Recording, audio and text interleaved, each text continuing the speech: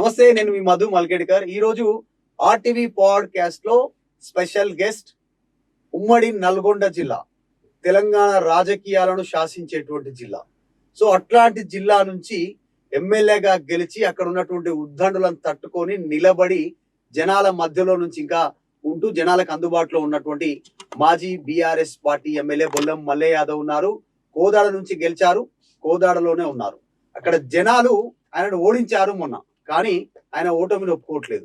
ఏదో హామీల విషయంలో నన్ను పక్కన పెట్టారు తప్ప నన్ను వద్దనుకోలేదు అనేటువంటి జనాలను తిరుగుతా ఉన్నారు. సాధారణంగా ఒక్కసారి ఎమ్మెల్యే అయితే హైదరాబాద్ లో నాయకుల చుట్టూ, ఇప్పుడు కాంగ్రెస్ పార్టీ ఉంటే ముఖ్యమంత్రుల చుట్టూ, బీఆర్ఎస్ లో ఉంటే కేసీఆర్ చుట్టూ, బీజేపీలో ఉంటే ఇంకో నాయకుల చుట్టూ తిరుగుతారు నాయకులంతా కూడా. సో బొల్లం మల్లయ్య యాదవ్ మొత్తం కాన్స్టిట్యున్సీ కి పరిమితమయ్యారు. ప్రస్తుతం మనతో పాటు ఉన్నారు.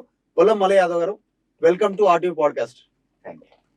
ఒకటి, సీరియస్ పాలిటిక్స్ లోకి వెళ్లే కంటే ముందు జనరల్ గా మీరు పొలిటీషియన్, ఖచ్చితంగా అంశాలు వస్తాయి. మీ ఫ్యామిలీ నేపథ్యం, రాజకీయ నేపథ్యం, అసలు ఎట్లా వచ్చిర్రు, రాజకీయాలు అంటే ఎట్లా ఇంట్రెస్ట్, బొల్లం మల్లయ్య యాదవ్ రాజకీయ నాయకుడు ఎట్లా మారాడు, స్కూల్ కాలేజ్ నుంచి మొదలు పెట్టుకుంటే? ఒక బీదరికంలో పుట్టిన బీద కుటుంబంలో, అతి సామాన్య కుటుంబం, కనీసం బస్సు రవాణా సౌకర్యం కూడా లేని మారుమూల గ్రామం అది. మా తల్లిదండ్రులు కూడా చదువు రాదు. ఉన్న ఒక 2 ఎకరాల వ్యవసాయం మీద ఆధారపడి చదువుకుంటే బాగుపడతారు అనే ఉద్దేశంతో చదివించారు మా తల్లిదండ్రుల. చదువు అప్పుడే సమస్యల మీద అవగాహన ఉండి పోరాటం తప్ప మరో మార్గం లేదనే ఆలోచనతో విద్యార్థి దశ నుంచే రాజకీయాలంటే ఒక మక్కువ. ఏ ఊరు నుంచి మీరు ఊరు అన్నారు? కరీరాల నడిగూడెం గ్రామం. అప్పుడు బస్సు కూడా ఉండేది కాదు ఆ గ్రామానికి. పొద్దుపూట ఒక బస్సు, సాయంత్రం ఒక బస్సు. మా ఊర్లో అప్పర్ ప్రైమరీ స్కూల్ వరకు 7th క్లాస్ వరకు చదువుకుంటాను. ఆ పై చదువులు చదవాలంటే పక్క గ్రామాలకు ఒక 7-8 కిలోమీటర్లు, 5-6 కిలోమీటర్లు నడిచిపోతే తప్ప చదువుకోవడానికి అవకాశం లేదు. అన్ని గవర్నమెంట్ స్కూల్లే అప్పుడు కూడా. అంతే కదా, వేరే ప్రైవేటు, ఇప్పుడు ప్రైవేట్ కానీ అప్పుడు government schools.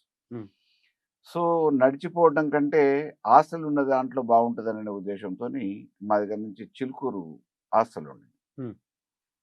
8th to 10th అక్కడ మా నాన్న జాయిన్ చేసి హాస్టల్లో ఉండి 8th to 10th చిలుకూరు స్కూల్లో కంప్లీట్ చేసినాం. చిలుకూరు కమ్యూనిస్టు ఉద్యమాలకి ఆయువు పట్టు పునాది. జనరల్ నల్గొండ ఎక్కువగా అది ఇంపాక్ట్ చూపించింది గతంలో. అంటే ఆ గ్రామం నుంచి విశాలాంధ్ర ఉద్యమం అంటే సభలు కూడా జరిగినాయి అక్కడ. సో చైతన్యవంతమైన గ్రామం. అప్పుడు కమ్యూనిస్టు నాయకులు, కమ్యూనిస్టు ఉద్యమాలు, కాంగ్రెస్ కి వ్యతిరేకంగా ఉద్యమాలు చేస్తున్న కాలంలో విద్యార్థిగా చూస్తూ, అయ్యో సమస్యల పట్ల మనకు ఒక అవగాహన ఉండాలి, సమాజం పట్ల మనం మానవతా దృక్పథంతో స్పందించాలంటే రాజకీయాలలో ఉండాలని ఒక ఆలోచన. ఆ క్రమంలోనే విద్యార్థి రాజకీయాలలో హైదరాబాద్లో ఉన్నప్పుడు కాలేజీ విద్యార్థి సంఘ ఎన్నికలలో పోటీ చేయటం, అప్పుడు కూడా గెలవటం. ఆ తర్వాత ఉస్మానియా యూనివర్సిటీలో జాయిన్ కావటం, ఉస్మానియా యూనివర్సిటీలో కూడా చురుగ్గా పాల్గొనటంతో ఈరోజు పిసిసి ప్రెసిడెంట్గా ఉన్న మహేష్ కుమార్ గౌడ్ గారు ఆ రోజు రాష్ట్ర అధ్యక్షుడిగా ఎన్ఎస్ఏగా ఉండే. నా యాక్టివిటీస్ని చూసి తప్పకుండా ఎంకరేజ్ చేయాలనే ఉద్దేశంతో జంట నగరాల ఎన్ఎస్ఏ అధ్యక్షుడిగా అవకాశం ఇచ్చారు 1990లో. అప్పటి నుంచి 2000 వరకు, అప్పటి నుంచి 2000 వరకు నేను కంటిన్యూస్గా, ఆయన స్టేట్ ప్రెసిడెంట్ ఉన్నారు, నేను జంట నగరాల అధ్యక్షుడిగా ఉన్నా. అట్లా విద్యార్థి రాజకీయాలలో ఉన్నప్పుడు చేస్తున్న అనేక కార్యక్రమాల పట్ల విజయభాస్కర్ రెడ్డి గారు, చెన్నారెడ్డి గారు, రాజశేఖర రెడ్డి గారు అందరూ, అంటే రాష్ట్ర నాయకత్వం అంతా కూడా ముఖ్యమంత్రులు వీళ్ళంతా. మీరు చెప్పే పిల్లలు ముఖ్యమంత్రులు. అంటే హైదరాబాద్ నగరంలో ఉన్నాం కదా, క్యాపిటల్ సిటీ కదా. ఏ యాక్టివిటీ చేసినా వాళ్ళ దృష్టిలో పడేది. ఎప్పుడు ఏ కార్యక్రమం ఉన్నా నేను చనువుగా పోయే అవకాశం ఉండేది. అట్లా వీళ్ళందరూ కూడా బాగా చనువుగా, అప్పట్లోనే వయసు చిన్నదైనా విద్యార్థి నాయకుడిగా ఉన్న పెద్ద నాయకులతోనే కొంత సంబంధాలు, చనువు ఏర్పడింది. ఆ చనువుతోనే నన్ను ఎంకరేజ్ చేయటం, విద్యార్థి రాజకీయాలలో ఉన్న నన్ను యువజన కాంగ్రెస్లోకి తీసుకురావడం రాజశేఖర రెడ్డి గారు. ఇక మీ స్వస్థలం కోదాడు కాబట్టి ఆ నుంచి 2009లో డీలిమిటేషన్లో కొత్త నియోజకవర్గం ఏర్పడుతుంది, నువ్వు అక్కడి నుంచి ప్రయత్నం చేయు, తప్పకుండా పార్టీ పరంగా మా అధిష్టాన ఆశీస్సులు ఉంటాయని చెప్పేసి 2005లో రాజశేఖర్ గారు చెప్పి అవకాశం ఇచ్చారు. ఉమ్.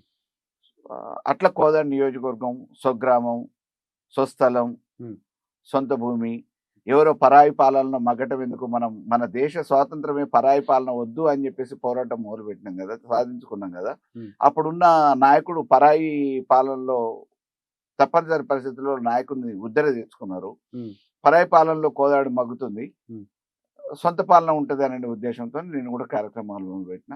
ఉమ్. పార్టీ అధిష్టానం గుర్తించింది, ఉమ్. అవకాశం ఇచ్చింది. ఫస్ట్ పోటీ చేశారు. 2009లో నాకు టికెట్ వచ్చింది, ఆ, రాజశేఖర రెడ్డి గారు ఇచ్చారు. ఓకే.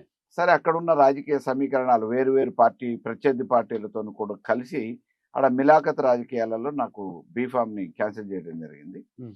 అయినా స్వతంత్ర ఎవరి అభ్యర్థిగా పోటీ ఇన్ఫ్లుయెన్స్ చేసిన. ఉంది, ఎవరి ఇన్ఫ్లుయెన్స్ ఉంది? అంటే ఫస్ట్ ఎంట్రీ డిసప్పాయింట్ అవుతాం, హైదరాబాద్లో కొట్లాడినాం, ఇంత అందరి నేతల కళ్ళలో నోళ్ళలో ఉండి టికెట్ వచ్చిన తర్వాత క్యాన్సిల్ కానీ డిస్టర్బెన్స్ ఎక్కడ జరిగింది? అంటే ఎవరిది? డిస్టర్బెన్స్ సొంత పార్టీతో పాటు ఉమ్. ప్రత్యర్థి పార్టీలతో మిలాఖత్ కావటం అనేది నల్గొండ జిల్లాలో ఆనవాయితీ. దట్టు ఉమ్. ఉత్తమ్ కుమార్ రెడ్డి లాంటి నాయకుడికి ఉమ్. ఆయన అంటే బలహీనమైన వ్యక్తుల్ని తీసుకొచ్చుకునే దాంట్లో మేనేజ్ చేసుకోవటం కానీ, బలహీనమైన వ్యక్తుల్ని పెట్టుకొని గెలుచుకోవటం కానీ, ఎలక్షన్ మేనేజ్మెంట్ అనేది సహజంగా చెప్తూ ఉంటారు. అవును. అందరూ పోల్ మేనేజ్మెంట్ చేస్తారు, ఉమ్. ఆయన ఎలక్షన్ క్యాండిడేట్ మేనేజ్మెంట్ చేస్తూ ఉంటాడు. ఇది అదే ఫస్ట్ టైం వింటున్నా క్యాండిడేట్ మేనేజ్మెంట్. అంటే ఆయన మొత్తం చరిత్ర చూడండి. ఉమ్. ఆయన బల- గెలిచింది ఇప్పుడు 2009కి వచ్చేటప్పటికి బాగా ఇబ్బంది అయిందని పక్క నియోజకవర్గానికి పోయిండు. పక్క నియోజకవర్గానికి పోవడానికి అప్పుడున్న రాజశేఖర రెడ్డి గారిని బతిలాడుకున్నాడు. ఉమ్. నాకు టికెట్ ఇస్తేనే అక్కడికి అవకాశం ఉంటుంది అని చెప్పేసి చెప్పిన తర్వాత తప్పనిసరి పరిస్థితుల్లో ఒప్పుకున్నాడు. ఆడికి పోయిన తర్వాత వేరు వేరు సమీకరణాల్లో వెనుక నుంచి నన్ను జరగొట్టడానికి ప్రత్యర్థి పార్టీలతో మిలాఖతాయి. ఎందుకు బొల్లం మల్ల యాదవ్ హైదరాబాద్లో యాక్టివ్గా తిరిగిండు, కొంచెం తెలుసు రాజకీయం ఎట్లా చేయాలి, దెబ్బ కొడతాడు అనేటువంటి డౌట్ ఉండేనా ఆ టైంలో? 2005 నుంచి నేను కార్యక్రమాలు కోదాడలోనే మొదలుపెట్టిన. ఆయన రెండోసారి ఎమ్మెల్యే కదా అక్కడ. అక్కడి నుంచి ఆడ ఓడిపోతాను అనే ఉద్దేశంతో టికెట్ మామూలుగా మార్చుకోకపోతే ఓడిపోతాననే ఉద్దేశంతో కొత్తగా ఏర్పడ్డ హుజూర్నగర్ నియోజకవర్గానికి వెళ్తా అన్నాడు. రాజశేఖర రెడ్డి గారితో మాట్లాడుకుంటే, రాజశేఖర రెడ్డి గారు నీ సొంత నియోజకవర్గం వదిలిపెట్టి పక్క ఓటమి ఏమున్నది, అక్కడే పోటీ చేయాలని చెప్పేసి అని అంటే, లేదు లేదు బలహీన వర్గాల నాయకత్వంగా మల్లయ్య అక్కడ బాగానే ఉంది, నేను గెలుచుకుంటా ఆయన గెలుచుకుంటాడు అని చెప్పేసి వారి దగ్గర ఒప్పుకొని బయటకు వచ్చిన తర్వాత మళ్ళీ ఆయన అవసరాల కోసం హుజూర్నగర్ పోతే బయటపడాలి, గెలవాలని అంటే టీడీపీ అయితే ఇబ్బంది అవుతుందని టీఆర్ఎస్ అభ్యర్థిని తెచ్చుకోవడం కోసం ఆ రోజున్న పరిస్థితులలో బలహీనంగా ఉంది కాబట్టి పార్టీ టీఆర్ఎస్ అభ్యర్థిని తెచ్చుకోవడం కోసం కాంగ్రెస్ అభ్యర్థిత్వాన్ని మారవటం జరిగింది అక్కడ. ఆ రకంగా ఆ రోజు ఆయన 2009లో హుజూర్నగర్లో గెలిచింది, లేకపోతే గెలిచే వ్యక్తి కాదు. ఆ రోజు టీడీపీ నిరంజన్ రెడ్డి పోటీ చేస్తే ఓడిపోయేటోడు. అలయన్స్ లో టీఆర్ఎస్ టికెట్ ని మ్యానిపులేట్ చేసి, అది ఒప్పందం, ప్రత్యర్థి పార్టీలతోని ఒప్పందం. ఆ రకంగా పోరాటం ఆ రోజు నుంచి మొదలైంది. స్వతంత్ర అభ్యర్థిగా పోటీ చేసిన నా ఉనికి. ఎన్ని ఓట్లు వచ్చినాయి అప్పుడు మీకు స్వతంత్ర అభ్యర్థి ఇండిపెండెంట్? అప్పటికి 20,000 చిల్లర వచ్చింది. ఇండిపెండెంట్ గా ఏ గుర్తు మీద పోటీ చేసి? కప్పు శాస్త్రం. కప్పు శాస్త్రం. దాని మీద 20,000 ఓట్లు తీసుకోగలిగారు. అంటే గ్రేటే ఆ టైంలో ఇండిపెండెంట్. అంటే ఇప్పుడున్న పాలిటిక్స్ అప్పుడు లేవు వాస్తవానికి, ఇంత డబ్బు రాజకీయం కూడా లేదు. అంటే మీరు పెట్టే పొజిషన్ కూడా లేరు కావచ్చు అప్పుడు. ఇండిపెండెంట్ అంటే అసలు మీకు ఎవరి మధ్య పార్టీ మద్దతు కూడా ఉండదు. అంటే డబ్బులు పెట్టే పొజిషన్ అని కాదు, ఇండిపెండెంట్ గా నేను గెలిచే అవకాశం లేనప్పుడు డబ్బులు ఎన్నికలకు పెట్టడం ఎందుకని చెప్పేసి నామినేషన్ వేసి ప్రచారంలో ఉన్నా అంతే. ఓకే. ఇంకోటి మీ ఫ్యామిలీ బ్యాక్గ్రౌండ్కి వస్తే, ఫాదర్ ఏంటి, మదర్ ఏంటి చెప్పి? వ్యవసాయం, సామాన్య కుటుంబం. ఏం చేసేవాడు డాడీ? మా నాన్న 2 ఎకరాలు వ్యవసాయం, కాలువ కూడా ఉండేది కాదు. వర్షాకాల పంట ఏదో జొన్నలు చల్లుకుంటాను, దోసకాయలు కందులు అట్లా చల్లుకుంటే ఆ పంట వరకే. అది కాకుండా ఇంకా మామూలుగా ఈ చిన్న చిన్న పనులు అవి ఇవి చేసుకోవడంతో కాలం గడిచింది. సో మీ కుటుంబ నేపథ్యం చెప్పి, మీ మదర్, మీ వైఫ్, పిల్లలు, అన్నదమ్ములు, ఇన్లాస్ నుంచి కూడా అంతే. వాళ్ళు కూడా ఒక సామాన్య కుటుంబం, మాకంటే కొంచెం ఇంకొక 4-5 ఎకరాలు ఎక్కువ ఉండి ఉంటుంది. పక్కనే ఖమ్మం జిల్లా. సేమ్ కమ్యూనిటీ, లవ్ మ్యారేజా? Arranged marriage, same community. మా అమ్మ నాన్న చూసిన సంబంధమే. వాళ్ళు అక్కడ ముదిగొండ దగ్గర గోకినపల్లి అని చిన్న విలేజ్. మీకు ఎంతమంది పిల్లలు? 2 బాబులు, 1 పాప. పెద్దవాళ్ళ బాబులు? పెళ్ళయింది. అందరు పెళ్ళి? అందరు పెళ్ళి. అంత గ్రేట్ అసలు మీరు మంచిగా మీరు ఇంత యాక్టివ్ గా ఇంత ఉన్నప్పుడే. ఇద్దరు కొడుకుల పెళ్లి అయిపోయింది, మా పాప పెళ్లి కూడా అయిపోయింది, వాళ్ళకు కూడా పిల్లలు. Okay, great. అంటే మీరు ఇప్పుడు తాత. ఎస్. ఓకే. ఇంకొకటి, మీ ఫిట్నెస్ కొంచెం అట్ట కట్ట ఉంటారు. జనరల్ మన హైదరాబాద్ లాంగ్వేజ్ అట్ట కట్ట మీరైతే ఎట్లా ఏంది చిన్నప్పటి నుంచే ఫిజికల్ మీద ఫిజిక్ మీద బాగా ఇంట్రెస్టా? జిమ్, వాకింగ్ చిన్నప్పటి నుంచి ఇట్లాంటి ఇంట్రెస్టా? అంటే నా ఫ్రేమే పెద్దది. అంటే ఇది మా పేరెంట్స్ ఇచ్చిన గాడ్ గిఫ్ట్. మా పేరెంట్స్ ఇచ్చిన గిఫ్ట్. మీ ఫాదర్ కూడా పెద్ద పెద్ద ఫ్రేమ్. మీ ఫాదర్ కూడా మంచిగా భగవంతుడు ఆస్తి ఇవ్వకపోయినా తల్లిదండ్రులు ఇచ్చిన ఆస్తి శరీరం. దీన్ని కాపాడుకోవాలనే ఆలోచనతో మొదటి నుంచి కూడా కాలేజీలో ఉన్నప్పుడు, స్కూల్లో ఉన్నప్పుడు స్పోర్ట్స్ యాక్టివిటీస్లలో పార్టిసిపేట్ చేయటం, స్పోర్ట్స్తో పాటు ఫిట్నెస్ కోసం జిమ్ చేయటం, ఇట్లా రెగ్యులర్గా ఇక అదే అలవాటు ప్రకారం ఈ రోజు కూడా ఆరోగ్యం ఉంటే ఇంక అన్ని ఉన్నట్టే. ఆరోగ్యాన్ని మాత్రం కాపాడుకోవాలనే ఉద్దేశంతో రోజు కంపల్సరిగా ఎంతో కొంత టైం కేటాయించి జిమ్ చేస్తా. ఏదో ఒకటి ఫిజికల్ యాక్టివిటీ ఉంటుంది. జనరల్ రాజకీయ పార్టీ నాయకులు అంటే టైం ఉండదు. పొద్దుగాల లేచినప్పటి నుంచి జనాలతో టచ్, ఆ ఈవెంట్, ఈ ఈవెంట్, పాలిటిక్స్, ఇక్కడ అది కావాలి, ఇది కావాలి. వాళ్ళ ఫిజికల్‌కి టైం చాలా తక్కువ మంది ఇస్తారు. నాకు తెలిసి 100 ఉంటే 100లో 5%, 10% మందినే ఫోకస్ చేస్తారు. అందులో మీరు ఒకరు కావచ్చు. రాజకీయ నాయకులు అనంగానే ఎట్లుందంటే ఖద్దరు షర్ట్ వేసుకొని పెద్ద పొట్ట ఇట్లా ఆ! ఇలా ఈ టై ఇట్లా ఇట్లా ఉండేటువంటి పరిస్థితి. సో, మీరు అవన్నీ బ్రేక్ చేసి ఫిజిక్ ఇప్పటికి మెయింటైన్ చేస్తున్నారు. మీ వయసు ఎంత? అంటే ఆరోగ్యమే లేకపోతే ఎన్ని పదవులున్నా ఏమున్నా ఏం సంపాదించినా ఉపయోగం లేదు కదా. లేదు, లేదు. ఫస్ట్ ఆఫ్ ఆల్ మన ఆరోగ్యానికి ప్రియారిటీ ఇవ్వాలి. హ్మ్. ఆరోగ్యం ఉండాలి అని అంటే మనం రోజు ఫిజికల్ యాక్టివిటీ కంపల్సరీ. మీ వయసు ఎంత? 60లో మీరు 40 లాగా ఉన్నారు వాస్తవానికి చెప్పాలంటే. అంటే ఫిజిక్ అదొకటి. ఇంకోటి, ఉమ్మడి నల్గొండ జిల్లాకి సంబంధించినటువంటి రాజకీయాలు కొంచెం డిఫరెంటు. ఈరోజు తెలంగాణని ఇప్పటికి కూడా స్టిల్ కూడా తెలంగాణను షేక్ చేసేటువంటి పాలిటిక్స్ ఉమ్మడి నల్గొండ జిల్లా నుంచి. ఇంకా కొన్ని 3 జిల్లాలు ఉన్నప్పటికి కూడా మేజర్ నల్గొండ పేరు కనిపిస్తా ఉంటది. అందులో ఒక కమ్యూనిటీ వాళ్ళు రాజ్యం వెళ్తా ఉన్నారు. రెడ్డి కమ్యూనిటీ. అది బీఆర్ఎస్ అయినా, బీజేపీ అయినా, కాంగ్రెస్ అయినా, ఎవరైనా కూడా. Even including your party also. మరి వాళ్ళ రాజ్యం వెళ్తున్న సందర్భంలో బొల్లం మల్లయ్య యాదవ్ ఎట్లా మొలకెత్తిండు? ఎట్లా నిలబడ్డాడు? ఎట్లా సాధ్యమైంది? అక్కడ వేరేటోళ్ళని రానియ్యరు. ఎమ్మెల్యే అయినా, ఎంపీ అయినా. ఇంకా జనరల్ సీట్లయినా వాళ్ళ మనుషులే ఉండాలి.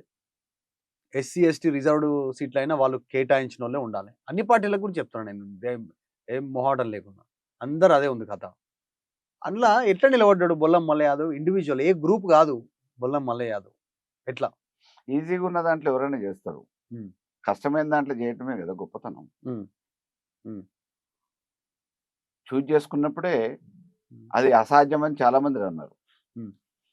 ఆఖరికి కాంగ్రెస్ నాయకులు, నేను కాంగ్రెస్ లో ఉన్నా కదా అప్పుడు, కాంగ్రెస్ నాయకులు ఏమన్నారంటే పార్లమెంటేరియన్ అయ్యుండి, సెంట్రల్ మినిస్టర్లు అయ్యుండి, ప్రతినిధులుగా మేము నియోజకవర్గాలలో ఎక్కడన్నా అవపడితేనే, బంధువుల పెళ్లిళ్ళకి పోతేనే నువ్వు ఎందుకు వచ్చినావు అని చెప్పి ఆరాధిస్తుంటారు. అంటే మేము సొంత పార్టీ అయ్యుండి మామూలుగా పోతేనే ఆరాధిస్తారు, మమ్మల్ని రానివ్వరు. అటువంటిది నువ్వు ఇప్పుడు హైదరాబాద్లో రాజకీయాల నుంచి పోయేసి స్వస్థలం అని చెప్పేసి కోదాడు మా పుట్టిన గడ్డ అని చెప్పి పోయి రాజకీయం చేస్తే జీర్ణించుకోగలుగుతారా, నిన్ను ఎదగనిస్తారా, ఎందుకు అని చెప్పేసి ఒక సన్నిహితులు కొంతమంది నాకు చెప్పడం జరిగింది. సరే, ఏది ఏమైనా పర్వాలేదు. నేను విద్యార్థి దశలో ఉన్నప్పుడు ఇక్కడ పుట్టి పెరగలే, కానీ నాకు అవకాశం వచ్చింది, నేను ప్రూవ్ చేసుకోగలిగిన. 1987లోనే నేను కాలేజ్ ప్రెసిడెంట్. సో విద్యార్థి సంఘ రాజకీయాలలో ఉన్నా, విద్యార్థి రాజకీయాలలో ఉన్నా, ఏదైనా మన దగ్గర శక్తి ఉంటే, చేయాలనే తపన ఉంటే, తెలివితేటలు ఉంటే ఏదైనా సాధ్యం అని చెప్పేసి రాష్ట్రపతిగా ఎదిగిన అబ్దుల్ కలాం గారు రుజువు చేశారు. సో అదే రకంగా మన మంచితనం ఉంటే, కష్టపడే తత్వం ఉంటే ఏదైనా సాధ్యం అని చెప్పేసి నమ్ముకున్న వ్యక్తులలో నేను ఒకటి. ఆ క్రమంలో ఇక్కడ ఉన్న రాజకీయ అనుభవంతో, విద్యార్థి దశలో యువజన కాంగ్రెస్లో ఉన్న అనుభవంతో నా స్వస్థలం అని చెప్పేసి కోదాడలో మొదలుపెట్టిన. మీరు అన్నట్టు అనేక రకమైన ఆటుపోట్లను ఎదుర్కొన్నాం. జిల్లా అంతా ఏకమై కూడా అనేక రకమైన కేసుని బనాయించడం జరిగింది. అయినా పైన భగవంతుడు ఉన్నాడు, మన మంచితనం ఉంది, మా తల్లిదండ్రులు పూజాఫలం కాకపోయినా ఆశీర్వాదం.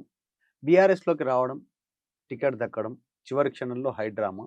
అసలు ఏం జరిగింది? ఎందుకు ఆ నిర్ణయం తీసుకున్నారు? ఆ మూమెంట్లో ఎట్లా టీడీపీ నుంచి ఇందులోకి? అంటే నిజంగా ఆనాడు కేసీఆర్ గారిని నేను చూడలేదు, నేను కేసీఆర్ గారికి కూడా తెలియదు. ఎప్పుడు అసలు ఆ టైంలో? కేసీఆర్ గారిని నేను ప్రత్యక్షంగా అన్నాడు కలవలేదు కూడా. నేను అప్పటికి నాకు టికెట్ చేతిలో పెట్టేంత వరకు నేను టీడీపీలోనే ఉన్నా, బీఆర్ఎస్లో కూడా లేను. ఎప్పుడైతే టికెట్ చేతిలో పెడుతున్నారో దానికంటే కొన్ని గంటల ముందు నేను బీఆర్ఎస్లో జాయిన్ అయినా, కండవ కప్పారు, నాకు బీఫామ్ ఇచ్చారు. అంటే కన్ఫర్మేషన్ వచ్చినాక పోయారు. లేదు పిలిచిర్రు అంటే అంటే నాకు జరిగిన అన్యాయం ఏదైతే ఉందో తెలుగుదేశంలో ఆ రోజు మహాకూటమి పేరు మీద జరిగిన అన్యాయంలో భాగంగా నన్ను బలి చేసారు. అప్పుడు దేవుడు మాదిరిగా నన్ను కేసీఆర్ గారు హక్కును చేర్చుకున్నారు, అవకాశం ఇచ్చారు, ప్రజలు ఆశీర్వదించారు, ఈరోజు ఈ స్థాయి ఇచ్చారు. ఏమన్నారు కేసీఆర్ ఆ రోజు కలిసిన తర్వాత? డైరెక్ట్ కలవలేదన్న, డైరెక్ట్ గా ఫస్ట్ టైం చూసిరు, కలిసి ఏం మాట్లాడారు మీతో కేసీఆర్, గుర్తుందా? Yeah, always. ఇప్పటికి కూడా ఎప్పుడన్నా బాధ అనిపిస్తే రాజకీయాలలో వారితో కలిసిన ఆ సన్నివేశం గుర్తొస్తే అన్ని రిలీఫ్ అయిపోతాయి. అంటే నాకొక్కడికే కాదు, కేసీఆర్ గారితో ప్రత్యక్షంగా కలిసిన ఏ వ్యక్తికైనా జీవితంలో ఏదైనా కష్టం వచ్చినప్పుడు వారితో కలిసిన ఆ సంభాషణ కానీ, కలిసిన సన్నివేశం కానీ, ఆ క్షణాలు గుర్తు చేసుకుంటే జీవితం అంతా మర్చిపోయి 1000 ఏనుగుల బలం వస్తుంది. వారి దగ్గర ఆ శక్తి ఉంది. నన్ను మామూలుగా కబురు పంపారు. నాకు మహాకూటమిలో టికెట్ విషయంలో అన్యాయం జరిగిన తర్వాత ఇక చివరికి 2 రోజులే ఉంది నామినేషన్ ఫైల్ చేయడానికి. 105 సీట్లు 6 నెలల ముందు అనౌన్స్ అయినాయి. అసెంబ్లీని రద్దు చేసి 6 నెలల ముందే ఎన్నికలు. 105 సీట్లు పొద్దున ఎమ్మెల్యేలు, మధ్యాహ్నం మాజీలు, సాయంత్రానికి అభ్యర్థి లేదు కదా. ఇక మిగిలిన ఎన్ని 119లో 14 సీట్లు అనౌన్స్ చేయాలి. ఆ 14లో అప్పుడొకటి అనౌన్స్ చేసుకుంటూ వచ్చారు. లాస్ట్కి ఇక రేపు 2 రోజులలో నామినేషన్లు లాస్ట్ అనగా మిగిలిన 2. ఒకటి కోదాడు, రెండోది ముషిరాబాద్. చాలా ఉత్కంఠంగా ఎవరిని ఇస్తారా అని చెప్పేసి ఆ పార్టీలో కూడా పోటీ జరుగుతూ ఉంది. మేము పార్టీలో లేము, కానీ మహాకూటమి పేరు మీద మాకు అన్యాయం జరిగింది. అప్పుడు దేవుడు మాదిరిగా కబురు పెట్టేది, వచ్చి కలువు అని. ఇంకా నాకు ప్రత్యామ్నాయం లేదు, చక్కగా పోయి సార్ని కలిసిన తర్వాత ఒక కొడుకు మాదిరిగా ఆప్యాయంగా నన్ను పలకరించింది. రాజకీయాలు అసలు ప్రస్తావన రాలే. ఒక కొడుకుని, ఒక కుటుంబ సభ్యుడిని, ఒక ఆప్తుడిని, ఒక అన్యాయమైన అమాయకుడిని ఎట్లా దగ్గర తీసుకొని ఓదారుస్తారో ఆ రకమైన ఆప్యాయత, అభిమానం, ప్రేమ. ఆయన వాడిన పదం ఏంది? యాదవ్ అన్నాడా, ఇతరా మిత్రమా అన్నాడా, ఫ్రెండ్ అన్నాడా? వర్డ్ ఏంది? మళ్ళీ పోగానే ఫస్ట్ భోజనం చెప్పించి. కేసీఆర్ దగ్గర ఉన్నది మంచి గుడ్ క్వాలిటీ. ఎవరైనా కంపల్సరీ భోజనం చేపిస్తాడు, ఎవరైనా, ఆయన ఎవరైనా కానీ భోజనం చెప్పించి. తర్వాత చంద్రబాబుకి చెప్పారా మీరు? ఇప్పుడు ఇన్ఫార్మ్ చేశారు చంద్రబాబు గారికి. నేను ఆయన ముఖ్యమంత్రి అప్పుడు పొద్దుపూట కలిసిన, ఏంటేదో నాకు కొంచెం వేరే వార్తలు వస్తున్నాయి అని చెప్పేసి అమరావతిలో కలిసి చెప్పిన. లేదు, నీ గురించి ఏమి ఇబ్బంది లేదు, 100% నీ టికెట్ అయిపోతుంది అని చెప్పాడు. నేను వారిని కలిసి కోదాడుకు వస్తున్నా, విజయవాడలో కలిసి. చెక్ పోస్ట్ కాడికి వచ్చేటప్పటికి toll gate, Chillakallu toll gate అని వస్తుంది. టోల్ గేట్ దగ్గరకు వచ్చేటప్పటికి అనౌన్స్మెంట్ వస్తుంది, సిట్టింగ్ ఎమ్మెల్యే పద్మావతికి టికెట్ అని చెప్పేసి మళ్ళీ ఇచ్చారు. పొద్దుపూట చంద్రబాబు గారిని కలిస్తే ఆ మాట చెప్పిండ్రు. సాయంత్రం మళ్ళీ అదే జరిగితే ఇంకా పోయి ఏమని కలవాలా? ఆఫ్ కోర్స్ అంతే. అప్పటి వరకు కలుస్తూనే ఉన్నా. అంటే నిజంగా చంద్రబాబు అప్పటికి జనరల్ సెక్రటరీని పార్టీలో తెలంగాణ విభాగానికి. రేవంత్ రెడ్డి వర్కింగ్ ప్రెసిడెంట్ ఉండే. అంతకు ముందు అంటే ఎలక్షన్ల కంటే ముందు ఆయన మామూలుగా కాంగ్రెస్ లోకి వెళ్ళిపోయింది కదా. ఎల్రమణ గారు ప్రెసిడెంట్ ఉండే. నేను పొద్దుపూట కలిస్తే ఓకే నీకేం ఇబ్బంది లేదు అని చెప్పిన వ్యక్తి సాయంత్రానికి టికెట్ అనౌన్స్ అవుతే ఏదన్నా ఇబ్బందికరంగా ఉంటే నాకు ఫోన్ చేసి మాట్లాడతారు. అది కూడా లేకుండా ఉన్నప్పుడు మళ్ళీ పోయి నేను కలవటం వల్ల పెద్ద ప్రయోజనం ఏముంది? అంటే నిజంగా బాబుదేవ్ ఇలా డిసిషన్ మేకింగ్ ఉంటుందా జనరల్ గా? మహాకూటమి ఫుత్లో భాగంగా లాస్ట్ ఎవరైనా చక్రం తిప్పి ఉంటారా? అంటే బాబు మిమ్మల్ని కలిసి టికెట్ కు పర్వాలేదు ఓకే అన్న వ్యక్తి, మీరు ఆన్ ద వేలో ఉండగానే టికెట్ పోయింది ఎవరు చక్రం తిప్పినా మహాకూటమిలో మరొక ప్రధాన పాత్ర ఒక పార్టీ. పార్టీ పరంగా ఎన్ని సీట్లు తీసుకోవాలనేది డిమాండ్ చేసేది ఆయనే, ఏ సీట్లు తీసుకోవాలనేది ఆప్షన్ కూడా ఆయనకే. వారు అవలీలగా ఆ రోజు మామూలుగా తెలంగాణ ఎలక్షన్స్ నే గాలికి వదిలేసి నా ఒక్కరి విషయంలోనే కాదు, ఉమ్. ఎల్బీనాల్ అదే జరిగింది, ఇంకా ఇతరత్ర కూడా చాలా జరిగింది. ఉమ్. ఎవరి మీద పెద్ద సీరియస్ కాన్సన్ట్రేట్ చేయలే. ఆ పార్టీని కాంగ్రెస్ గొప్ప చెప్పిండు కూటమి పేరు మీద. ఉమ్. దానివల్ల నష్టం జరిగింది. ఎందుకు అపోయి అంటే తెలంగాణలో ఇప్పుడు కాన్సన్ట్రేట్ చేయటం వల్ల పెద్ద వచ్చే నష్టం లాభం ఏముంది? అంటే కాదు ఆల్రెడీ కేసీఆర్ ఆంధ్రాకి పరిమితమైనం కదా అనే ఒక భావనలో కాదు ఉన్నాడు కేసీఆర్ అప్పుడు ని ఆయన. దెబ్బ కొట్టే వ్యూహమా అది అట్లా అంటే ఓట్లు- ఆయనకున్న పార్టీ క్యాడర్ ఎక్కడో ఒక దగ్గర అడ్జస్ట్ కావాలంటే కూటమి పెట్టుకున్నారు. ఉమ్. కూటమి పెట్టుకున్న తర్వాత ఆయనకున్న ఎన్నో ఓట్లు కాంగ్రెస్ కు పోవాలనే ఆలోచనతో కూటమి ఆ రోజు కమ్యూనిస్టులు ప్లస్ టీడీపీ అంత కలిపి ఒక కూటమి పెట్టింది కదా 2018లో. ఒంటరిగా టీఆర్ఎస్ పోటీ చేసింది, ఉమ్. మిగతా పార్టీలన్నీ మహాకూటమి అని. బాబుతో కూడా చాలా క్లోజ్ గా ఉంటుండే కదా బుల్లమల్లి యాదవ్ గారు. అంటే నేను ఎక్కడ పని చేసినా, ఎప్పుడు పని చేసినా, ఏ స్థాయిలో పని చేసినా ఆ నాయకత్వంతో నేను కష్టపడే మనస్తత్వం కాబట్టి డెఫినెట్గా చనువుగానే ఉంటా. ఉమ్. అంటే నేనేదో పోయి ఫైర్ వీల్ చేసి భజనలు చేయడం నాకు అలవాట్లేదు. ఉమ్. నాకు ఒక యాక్సెస్ కార్యక్రమం, ఆ ఒక కార్యక్రమాన్ని సజావుగా చేయడంతో పాటు డెఫినెట్గా ఆ సందర్భాన్ని బట్టి ఆ కార్యక్రమంలో ఇన్వాల్వ్ అవుతా కాబట్టి ఓకే ఒక వర్కర్గా. యాక్సెసిబుల్ గా ఉంటారు మీరు. సో అట్లే రెస్పాన్సిబుల్ గా ఉంటారని చెప్పారు. కానీ అయిపోయిన తర్వాత ఇంట్లోకి వచ్చిన తర్వాత ఎమ్మెల్యే గెలిచిన తర్వాత ఇన్ని సంవత్సరాలు అయిన తర్వాత చంద్రబాబు ఎక్కడైనా కనపడ్డా మీకు? కనపడితే మీరు ఏం రిప్లై ఇచ్చారు? ఆయన నుంచి ఎట్లా ఉండే కనపడ్డా అసలు? కలిసిరా? ఫంక్షన్లో యా ఉమ్. ఒకటి రెండు ఇట్లనే మామూలుగా ఈ సోషల్ ఫంక్షన్స్ ఉంటాయి కదా, మ్యారేజెస్ అవి ఉమ్. కలిసినప్పుడు విజ్ చేసినాం, బాగున్నావా యాదవ్ అని చెప్పేసి జస్ట్ స్మైల్ చేసి అంతవరకు. ఆయనకు అట్లా ఏం లేదు అంటే జనరల్ ఆయనకి అవగాహన ఉంది రాజకీయాలు ఎట్లుంటాయి యా, option. అయ్యో ఆ. ఆయన కూడా మెమొరబుల్ మంచి అంటే మెమొరీ ఉన్న వ్యక్తి, ఈ రాజకీయాల పట్ల పూర్తి సంపూర్ణమైన అవగాహన ఉన్న వ్యక్తి. ఉమ్. ఇప్పుడు 2014లో నాకు అవకాశం ఇచ్చారు. ఉమ్. 2014లో ఆ రోజు 2018లో కేసీఆర్ గారు ఎట్లా ఇచ్చారో ఉమ్. 2014లో కూడా చంద్రబాబు నాయుడు గారు అదే రకంగా ఇచ్చారు కదా నాకు. ఉమ్. ఉమ్. అప్పటి వరకు సిట్టింగ్ ఎమ్మెల్యే. ఉమ్. అంటే 2009లో నేను ఇండిపెండెంట్ గా పోటీ చేస్తే కాంగ్రెస్ ఓడిపోయింది, టీడీపీ గెలిచింది. టీడీపీ గెలవటానికి నా అభ్యర్థిత్వం ఆ రోజు దోహదపడ్డది ఓకే. టీడీపీకి. ఓకే. 2009 నుంచి 14 దాకా టీడీపీ నాయకుడు ఉన్నాడు కదా, ఎమ్మెల్యేగా ఎమ్మెల్యే. గెలిచిన ఆయన. ఉమ్. ఆయన ఉండగా 2012లో నేను టీడీపీలో జాయిన్ అయ్యాను. ఎట్లా సాధ్యమైంది అట్లా? సిట్టింగ్ నువ్వు వద్దనడానికి లేదు కదా, సిట్టింగ్ కే ఇస్తారు కదా టికెట్ టీడీపీ. అదే చెప్తున్నా. ఎవరైనా నేను మీకు చెప్పేది ఏంటంటే ఒక సామాన్య కుటుంబం నుంచి ఏ రాజకీయ బ్యాక్గ్రౌండ్ లేకుండా ఉమ్. హైదరాబాదు జంట నగరాలకు అధ్యక్షుడు కాగలిగిన ఎన్ఎస్ఏల సముద్రం లాంటి కాంగ్రెస్లో ఉమ్. అదే రకంగా రాజశేఖర రెడ్డి గారి దృష్టిలో పడి 2009లో అభ్యర్థిని అయిన ఉమ్. గెలవగలిగిన అభ్యర్థి అని అన్న తర్వాతనే కదా, ఎందుకంటే ఒక ముఖ్యమంత్రి స్థాయిలో నిర్ణయం తీసుకునే పరిస్థితి వచ్చింది, టికెట్ ఖరారైంది అని అంటే ఉమ్. నేను గెలవకపోతే ఏదో నామినల్ ఇవ్వరు కదా. అవును. 2014లో సిట్టింగ్ ఎమ్మెల్యేని కాదని చెప్పేసి నాకు చంద్రబాబు నాయుడు గారు టికెట్ ఇచ్చారు. ఉమ్.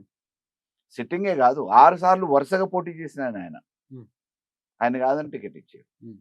అంటే జనాలలో నిత్యం సమస్యల మీద ఉంటా, జనాలతోని మమేకమై ఉంటా, జనాల సమస్యల కోసం పోరాడతా అనే ఒక అభిప్రాయం పార్టీ అధినాయకత్వానికి ఏ పార్టీలో ఉన్నా ఉంది. ఉమ్. ఉమ్. ఆ రకంగా నేను కూడా పనిచేస్తాను. ఉమ్. నేనేమి డబ్బుల సంచులతో టికెట్లు తెచ్చుకోలే. ఉమ్. రాజకీయాలు నడవడానికి కొంత అవసరం, వాటికి భగవంతుని దయ వల్ల నాకేం ఇబ్బంది లేదు. ఉమ్. నా ప్రయాణానికి కావాల్సిన అంతో ఇంతో ఆ ఆదాయము కానీ, ఆ పెట్టుబడి కానీ, ఆ అవసరాల కోసం కావాల్సిన ఖర్చుల కోసం కానీ ఆ భగవంతుడు రాజకీయాలతో పాటు మీకు స్వతహాగా బిజినెస్- పుట్టుకతో నాకు తల్లిదండ్రుల ద్వారా సంక్రమించిన ఆస్తులు లేకపోయినా ఉమ్. నేను విద్యార్థి దశలో కష్టపడ్డప్పుడు సంపాదించుకున్న ఆస్తుల విలువ పెరగటం. ఉమ్. అప్పుడు హైదరాబాద్లో ఏముంది, 50,000కి ఎకరం కొన్నా నేను. ఉమ్. అప్పుడే విద్యార్థి దశలో ఉన్నప్పుడే ఒకవైపు వ్యాపారం చేస్తూ ఒకవైపు విద్యార్థి రాజకీయాలలో ఉన్నప్పుడు ఉమ్. 90ల 89, 90, 92, 94, 99, 2001 వరకు ఉమ్. నేను ఇన్వెస్ట్ చేసి ఇన్వెస్ట్ చేసిన. ఎప్పుడు అదో ఇదో చిన్నదో మన్నదో వేరే వ్యాపారంలో కలిసి వచ్చింది, ఓ 1,00,000 రూపాయలు మిగిలిన అంటే 2 ఎకరాలు 3 ఎకరాలు దొరుకుతుందా కొందామని చెప్పేసి రంగారెడ్డి జిల్లాలో హైదరాబాద్ చుట్టుపక్కల కొన్నప్పుడు 50,000, 1,00,000, 2 లక్షలు. ఆఖరికి 2004 గవర్నమెంట్ వచ్చిన తర్వాత కూడా, రాజశేఖర రెడ్డి గారు వచ్చిన తర్వాత కూడా కోకాపేటు, పుప్పాలగూడ ఇటువంటి ఏరియాలలో 3 లక్షలు, 4 లక్షలు, 5 లక్షలు కదా ఎకరం ఉమ్. కొన్ని అమ్మిన సందర్భాలు ఉన్నాయి. ఉమ్. భగవంతుని దయ వల్ల తల్లిదండ్రుల నుంచి సంక్రమించిన ఆస్తులు లేకపోయినా కష్టపడ్డదానికి వ్యాపారాలలో కలిసి వచ్చింది. ఆ రకంగా ఇయాల్టి వరకు కూడా ప్రయాణ ఖర్చులు, రాజకీయ అవసరాలు, ఎన్నికలలో పోటీ చేయడానికి కావాల్సిన ఆర్థిక పరిస్థితి ఆ రకంగా సమకూర్చుకోగలిగాను. రేవంత్ రెడ్డి తోటి మీకున్న ఫ్రెండ్‌షిప్ ఎట్లా ఏం చెప్తారు? సాన్నిహిత్యం గాని, కలిసి పనిచేసారు. టీడీపీ ఆయన వర్కింగ్ ప్రెసిడెంట్, మీరు జనరల్ సెక్రటరీ ఒకటే పార్టీ. సో, ఆయన ఏం చెప్తారు ఆయన గురించి డిఫైన్ చేయమంటే ఏం చెప్తారు? అప్పుడు ఐ హాడ్ గుడ్ రిలేషన్. అంటే మేము పార్టీలో ఉన్నప్పుడు చాలా సన్నిహితంగా ఉన్నాం. హ్మ్. నేను అన్న అని పిలిచేది, ఆయన నన్ను అన్న అని పిలిచేది, మల్లన్న అని అనేది. నేను వయసులో 1, 2 సంవత్సరాలు నాకు తెలిసి ఆయన చిన్నోడు. అయినా నేను అన్న అని పిలిచేది, ఆయన నన్ను అన్న అని పిలిచేది. హ్మ్. ఎప్పుడన్నా మార్నింగ్ ఇట్లనే వెళ్తే కలిసి బ్రేక్‌ఫాస్ట్ చేసేటోళ్ళం. నేను సన్నిహితంగా ఉన్నా. అందులో డౌట్ లేదు. హ్మ్. రాజకీయం వచ్చేటప్పటికి విభేదిస్తా తప్ప హ్మ్. వ్యక్తిగతంగా నాకు ఆయనతోని మంచి ర్యాపో అప్పుడు. ఈయన గూడా రేవంత్ రెడ్డి గూడా ముఖ్యమంత్రి అయిన తర్వాత కలిసిండా? ఇట్లనే 1, 2 ఫంక్షన్స్, పెళ్ళిళ్ళలో కలిసి. పెళ్ళిళ్ళలో. పెళ్ళిళ్ళు. జనరల్ రాజకీయ నాయకులందరికీ అదో వేదిక. పెళ్లి ఎవరో ఒకరి దగ్గర మీకు కామన్ పాయింట్ ఉంటది. అందరూ అక్కడికొస్తారు, పెళ్ళి. కలుస్తారు. పెళ్ళి. ఎట్లా అప్పుడు ఎట్లుండే ఆయన అప్రోచ్ ఎట్లా మాట్లాడేటప్పుడు? పలకరింపులో అప్పుడు, ఇప్పుడు ఎప్పుడు వ్యత్యాసం లేదు. నా వైపు నుంచి గాని, ఆయన వైపు నుంచి గాని. హ్మ్. పలకరింపు, ఎఫెక్షను సేమ్. హ్మ్. అదే. దాంట్లో తేడా ఏం లేదు. ఓకే. రాజకీయాలలో తప్పదు. ఆయనో ప్లాట్‌ఫార్మ్ మీద ఉన్నాడు. నేనో ప్లాట్‌ఫార్మ్ మీద ఉన్నా. అంతెందుకు ఈరోజు నేను అనటం గాదు. హ్మ్. తెలుగుదేశాన్ని వదిలిపెట్టి పోయిన రోజు గూడా, ఆయన కాంగ్రెస్‌లో పోయిన రోజు గూడా నేను ఆయన్ని విమర్శించిన మొదటి వ్యక్తి నేనే. హుహు. టీడీపీని వదిలిపెట్టి టీడీపీ. పోయినప్పుడు. హ్మ్. మాకంటే ముందేమున్నది మామూలుగా ఒక సంవత్సరం ముందే గదా! ఎలక్షన్స్ కంటే సంవత్సరం ముందు. హ్మ్. హ్మ్. ఆ రోజు ఆయన నన్ను గూడా రమ్మన్నాడు. నాకున్న సమీకరణ నీ మీద అభిమానం లేక గాదు గానీ, నాకక్కడ స్థానిక పరిస్థితులు అనుకూలించవని జెప్పి చెప్పినా. హ్మ్. అదే. ఇక ఉమ్మడి నల్గొండ జిల్లాకొస్తే, ఉమ్మడి నల్గొండ జిల్లా కాంగ్రెస్‌లా, బీఆర్ఎస్‌లా, బీజేపీలా దాదాపు వాళ్ళే తిరుగుతున్నారు. వాళ్ళే ఉంటున్నటువంటి పరిస్థితి. సో, జిల్లా గురించి, స్వరూపం గురించి ఏం చెప్తారు? ఎందుకు వాళ్ళదే పై చెయ్యి అక్కడ? వాళ్ళేం వ్యతిరేకం అంటలేను. వాళ్ళేం వేరే అనట్లేదు. మోస్ట్ ప్రాబబ్లీ పెద్ద చెయ్యి వాళ్ళదే ఎందుకు కనపడతా ఉంది పొలిటికల్‌గా. ఎంపీ అయినా, ఎమ్మెల్యే అయినా, ఇందాక చెప్పినట్టు రిజర్వ్డ్ సీట్ అయినా, జనరల్ అయినా వాళ్ళ మనుషులే. ఒకవేళ తప్పదారి ఎవరైనా సొంతంగా బొల్లం మల్లయ్య లాంటోళ్ళు సొంత శక్తితోటి, స్వశక్తితోటి ఇండిపెండెంట్‌గా గెలిచినా, అంటే ఇండిపెండెంట్‌గా అంటే ఐ మీన్ పార్టీ ద్వారానే గాని స్వశక్తితోటి వాళ్ళ మద్దతు లేకుండా గెలిచినా, పార్టీలో నిలబడాలంటే వాళ్ళ సపోర్టే కావాలనా ఇప్పటికి? అంటే ఏమవుతదంటే, ఒక మొక్క ఏసిండ్రు. హ్మ్. సహజంగా ఎవరు నాటు పెట్టకపోయినా మొక్క మామూలుగా యాదృచ్ఛికంగా పెరిగింది. గింజ ఏదో జారిపడు. హ్మ్. ఆ మొక్కని తేపకొకళ్ళొచ్చేసి కొట్టేసుకుంటూ పోయిండ్రనుకోండి, హ్మ్. అయినా ఫాస్ట్‌గా పెరుగుతుంటే మామూలుగా మళ్ళా నువ్వు మొక్కని అది మనకంటే స్పీడ్‌గా పెరుగుతుంది. కొట్టేసి రాపా అని గొడ్డలిచ్చి పంపిస్తే కొట్టేస్తా ఉంటే ఏమో మొండమే మిగులుతది తప్ప పెరగదు గదా! హ్మ్. సో, నల్గొండ జిల్లాల రాజకీయాలలో హ్మ్. ఆల్రెడీ స్థిరపడ్డోళ్ళు, అందులో ఇమిడిపోయినోళ్ళు, పాతుకుపోయినోళ్ళు, ఏ పార్టీలలో ఉన్నోళ్ళు పాతుకుపోయినోళ్ళు ఉన్నారో, వాళ్ళు ఇంకో నాయకత్వాన్ని వాళ్ళ సామాజిక వర్గంలో ఎదగనియ్యరు. ఇంకో సామాజిక వర్గాలలో ఎదగనియ్యరు. హ్మ్. మీకు ఏ కాన్స్టిట్యున్సీ అయినా. ఇప్పుడు జానారెడ్డి గారు ఉన్నారంటే ఆయనకు మామూలుగా శాశ్వతం. ఏది నాగార్జున సాగర్, మిర్యాలగూడ. నేనే ఉండాలా, నా వ్యక్తిలే ఉండాలా అని చెప్పేసి అని అనుకుంటారు. హ్మ్. నల్గొండ ఉంది అనంటే నల్గొండ, నకరికల్ నేనే ఉండాలని చెప్పేసి కోమటిరెడ్డి వెంకటరెడ్డి అనుకుంటారు. హ్మ్. సూర్యాపేట, తుంగతుర్తి నేనే ఉండాలని దామోదర్ రెడ్డి మొన్నటి వరకు అనుకున్నటోడు బహుశా ఇప్పుడు పాపం దురదృష్టవశాత్తు కాలం చేసిండు. హ్మ్. నేనుండాలా, నాతో పాటు నేను చెప్పిన వ్యక్తే ఉండాలని అనుకుంటాను. నా పర్సనే ఉండాలి. ఇట్లా ప్రతి 2 నియోజకవర్గాలకు ఒక నాయకుడు నేను, నా కుటుంబం. హ్మ్. నేను నాకు సంబంధించిన వ్యక్తే ఉండాలి. నా కనసగిలలో ఉండాలని చెప్పేసి అని అనుకుంటాను. హ్మ్. హ్మ్. సో, ఇటువంటి పరిస్థితులల్ల ఇంకొక నాయకుడు ఆ సామాజిక వర్గం నుంచి ఎదిగినా గాని రానియ్యరు. ఇక వేరే పార్టీలల్లా అబ్బో! అతను ఎదిగితే మళ్ళా మనకు ప్రమాదం అని చెప్పేసి వేరే పార్టీలలో ఉన్న వాళ్ళ నాయకత్వాన్ని పెంచడానికి ప్రయత్నం చేస్తున్నారు. హ్మ్. అయినా నాకిక్కడ డౌట్ ఏంటంటే మధ్యలో ఇంటరప్ట్ చేస్తున్నా సార్. విషయం ఏందంటే మీరన్నారు స్టార్టింగ్‌లో చాలా చైతన్యవంతమైనటువంటి జిల్లా, ఇక్కడ నుంచి ఉద్యమాలు నడిచినటువంటి జిల్లా. అంతా యెస్. ఉమ్మడి నల్గొండ జిల్లా. యెస్. రాజకీయాలను శాసిస్తా ఉన్నారు. నాయకులు శాసిస్తున్నారు గానీ ప్రజలు శాసిస్తలేరు. ప్రజలు అట్లనే ఉన్నారు. చైతన్యం ఉన్న జిల్లానా? నిజంగా బానిసత్వానికి అలవడ్డటువంటి జనాలున్నటువంటి జిల్లాలా? ఇప్పుడు క్వెషన్ రైజ్ అయితది. నేను నల్గొండని కించపరుస్తున్నట్టు, జనాలను కించపరుస్తున్నట్టు కాదు. ఎందుకంటే బొల్లం మల్లయ్య యాదవ్ లాంటోళ్ళు రావాలి. ఇంకొకళ్ళు రావాలి. మధు లాంటోళ్ళు రావాలి. అక్కడ సామాజిక వర్గం వీటోళ్ళు రావాలి గదా! ఎందుకు వీళ్ళ మనుషులు, వాళ్ళ కుటుంబాలు వీళ్ళే ఎందుకుండాలి అంటున్నా నేను. వాళ్ళకే తెలుసా రాజకీయం జేయడం, నల్గొండ జిల్లాను పాలించడం, కానిస్టేబుల్ గావాలి, ఎస్ఐలు గావాలి, ఉద్యోగాలు జేసుకోవాలి గానీ రాజకీయాల్లో రావద్దా? నల్గొండలో నుంచి ఎక్కువ ఎస్ఐలున్నాయి. ఎక్కువ ఎక్కడ చూసినా ఎస్ఐ నల్గొండ, నల్గొండ. కానిస్టేబుల్ నల్గొండ. అంత టాలెంట్ ఉండి, ఉద్యోగాలు కొట్టి, ఫిజికల్ ఫిట్‌నెస్ ఉండి, కాన్సంట్రేషన్ ఉండి, జాబ్ కొట్టే శక్తి ఉన్నటువంటి జిల్లా చైతన్యం ఉన్నటువంటి జిల్లా ఎందుకు ఇట్లా బానిసత్వానికి అలవాటు పడిపోతా ఉంది? ఎంతసేపటికి ఇలా ఇంటర్నల్ పాలిటిక్స్, వీడు వాడిని తిట్టాలి, వాడు వీడిని తిట్టాలి, వీడు వీడిని తిట్టాలి. జనాలు మాట్లాడుకుంటారు. కొత్తోళ్ళు రావద్దా? కొత్తోళ్ళు ఎదగొద్దా? అనేటువంటి క్వెషన్ చాలా సందర్భాలు ఉంది. నాకు తెలిసి ఈ పాడ్‌కాస్ట్ కింద పోస్ట్‌లో గూడా మెసేజ్‌లు, కామెంట్‌లు పెద్ద ఎత్తున వస్తాయి దీనికి సంబంధించి. ఏం చెప్తారు? అయితే ఒక జిల్లా వ్యక్తికి ఉండాల్సిన బాధ మీకుంది. నేను జిల్లా ఆ కాదు జిల్లాలో మళ్ళా. పుట్టిన ఆ జిల్లాలో పుట్టిన వ్యక్తికి ఈ బాధ ఎప్పుడు ఉంటది. నాతో చాలా మంది పంచుకోరు ఈ బాధ. అందుకని Yes, yes. ఆ జిల్లాలో పుట్టిన వ్యక్తికి ఉండే బాధ మీకుంది. అయితే దీనికి కారణాలు చాలా ఉన్నాయి. హ్మ్. ఒకసారి ఎదిగినోడిని కొట్టేస్తే ఇంకోసారి అతను ఉండడు కదా, నామరూపాలు లేకుండా పోతుంది కదా అనే ఉద్దేశంతోని సహజంగా రాజకీయాలలో ప్రయత్నాలు జరుగుతూ ఉంటాయి. దాంట్లో భాగంగానే 2009లో నా చేతికి వచ్చిన టికెట్ని లాక్కున్నారు. ఇక ఆ తర్వాత నేను అవపడినాను అనుకున్నారు. కానీ నాకు తల్లిదండ్రులు ఏమి ఇవ్వకపోయినా ఆస్తి పట్టుదల ఇచ్చిర్రు, కష్టపడే తత్వాన్ని ఇచ్చారు కదా, మళ్ళీ కంటిన్యూ అయినా. ప్రజలు కూడా చాలా మంది సరే ఒకసారి అట్లా జరుగుతుంది, మీరేం నిరాశ చెందాల్సిన అవసరం లేదు, మీ వెనక మేము ఉన్నాం, మీ ప్రయాణాన్ని కొనసాగించండి. 2009 నుంచి 14 దాకా కొనసాగటానికి నాకు వెనక ఎంతో అంతో వనరులు ఉన్నాయి కాబట్టి నాకు సాధ్యమైంది. ఎందుకంటే ఏది చేయకపోయినా కానీ వెనక నెలకు ఎంతో అంతో కార్యకర్తలు, ఖర్చులు, రాజకీయ ప్రయాణం, వీటన్నిటికి కావాల్సిన ఎంతో డబ్బులు కావాలంటే ఆ డబ్బులు నాకు నేను బండి సమకూర్చుకోగలిగిన పోవాలి, జెండా కట్టాలి, నడవదు. అంతవరకు ఉన్నది కాబట్టి నేను 2009 నుంచి కూడా 14 వరకు కొనసాగలిగిన. నేను లైవ్ లో ఉన్నా కాబట్టి ఆనాడు చంద్రబాబు నాయుడు గారు గుర్తించి మళ్ళీ అవకాశం ఇచ్చారు. 2014లో అబ్బో ఈయన మామూలుగా గెలవనిస్తే రేపు మాకు ఇబ్బంది ఉంటుందేమో భవిష్యత్తులో అని అనుకున్న కొంతమంది కూడవలుకొని స్వల్ప మేయాటితో ఓడగొట్టి, అప్పటి వరకు గుంట కాడ నక్క లెక్క ఎదురు చూసేటోళ్ళు ఉంటారు కదా, ఈయన పోతే నాకు వస్తుందేమో అని చెప్పేసి అనుకునేటోళ్ళు, ఆయన లేకపోతే నాకు వస్తుందేమో అనుకునేటోళ్ళు, మధ్యలో దన్నున్న నాలాంటి వాళ్ళకి యువకులకి అవకాశం వచ్చేటప్పుడు తట్టుకోలేని వాళ్ళు ఏం చేసి కొంతమంది అయ్యో మళ్ళీ మనం తీసుకొచ్చి ఇన్ని రోజుల నుంచి ఒక నాయకత్వం వద్దు అనుకుంటే మళ్ళీ ఈయన తీసుకొచ్చుకుంటే ఈయన నాయకత్వాన్ని మనం ఎన్ని రోజులు పోయాల్సి వస్తుందో అనే ఉద్దేశంతో కొంత కుట్రలు జరిగినాయి. అదే అంటారు ఇంత జరుగుతుంది. ఓడిపోయాను 2014.